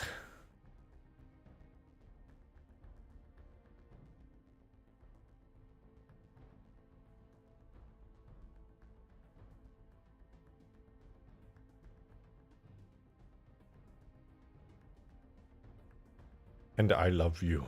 Mwah.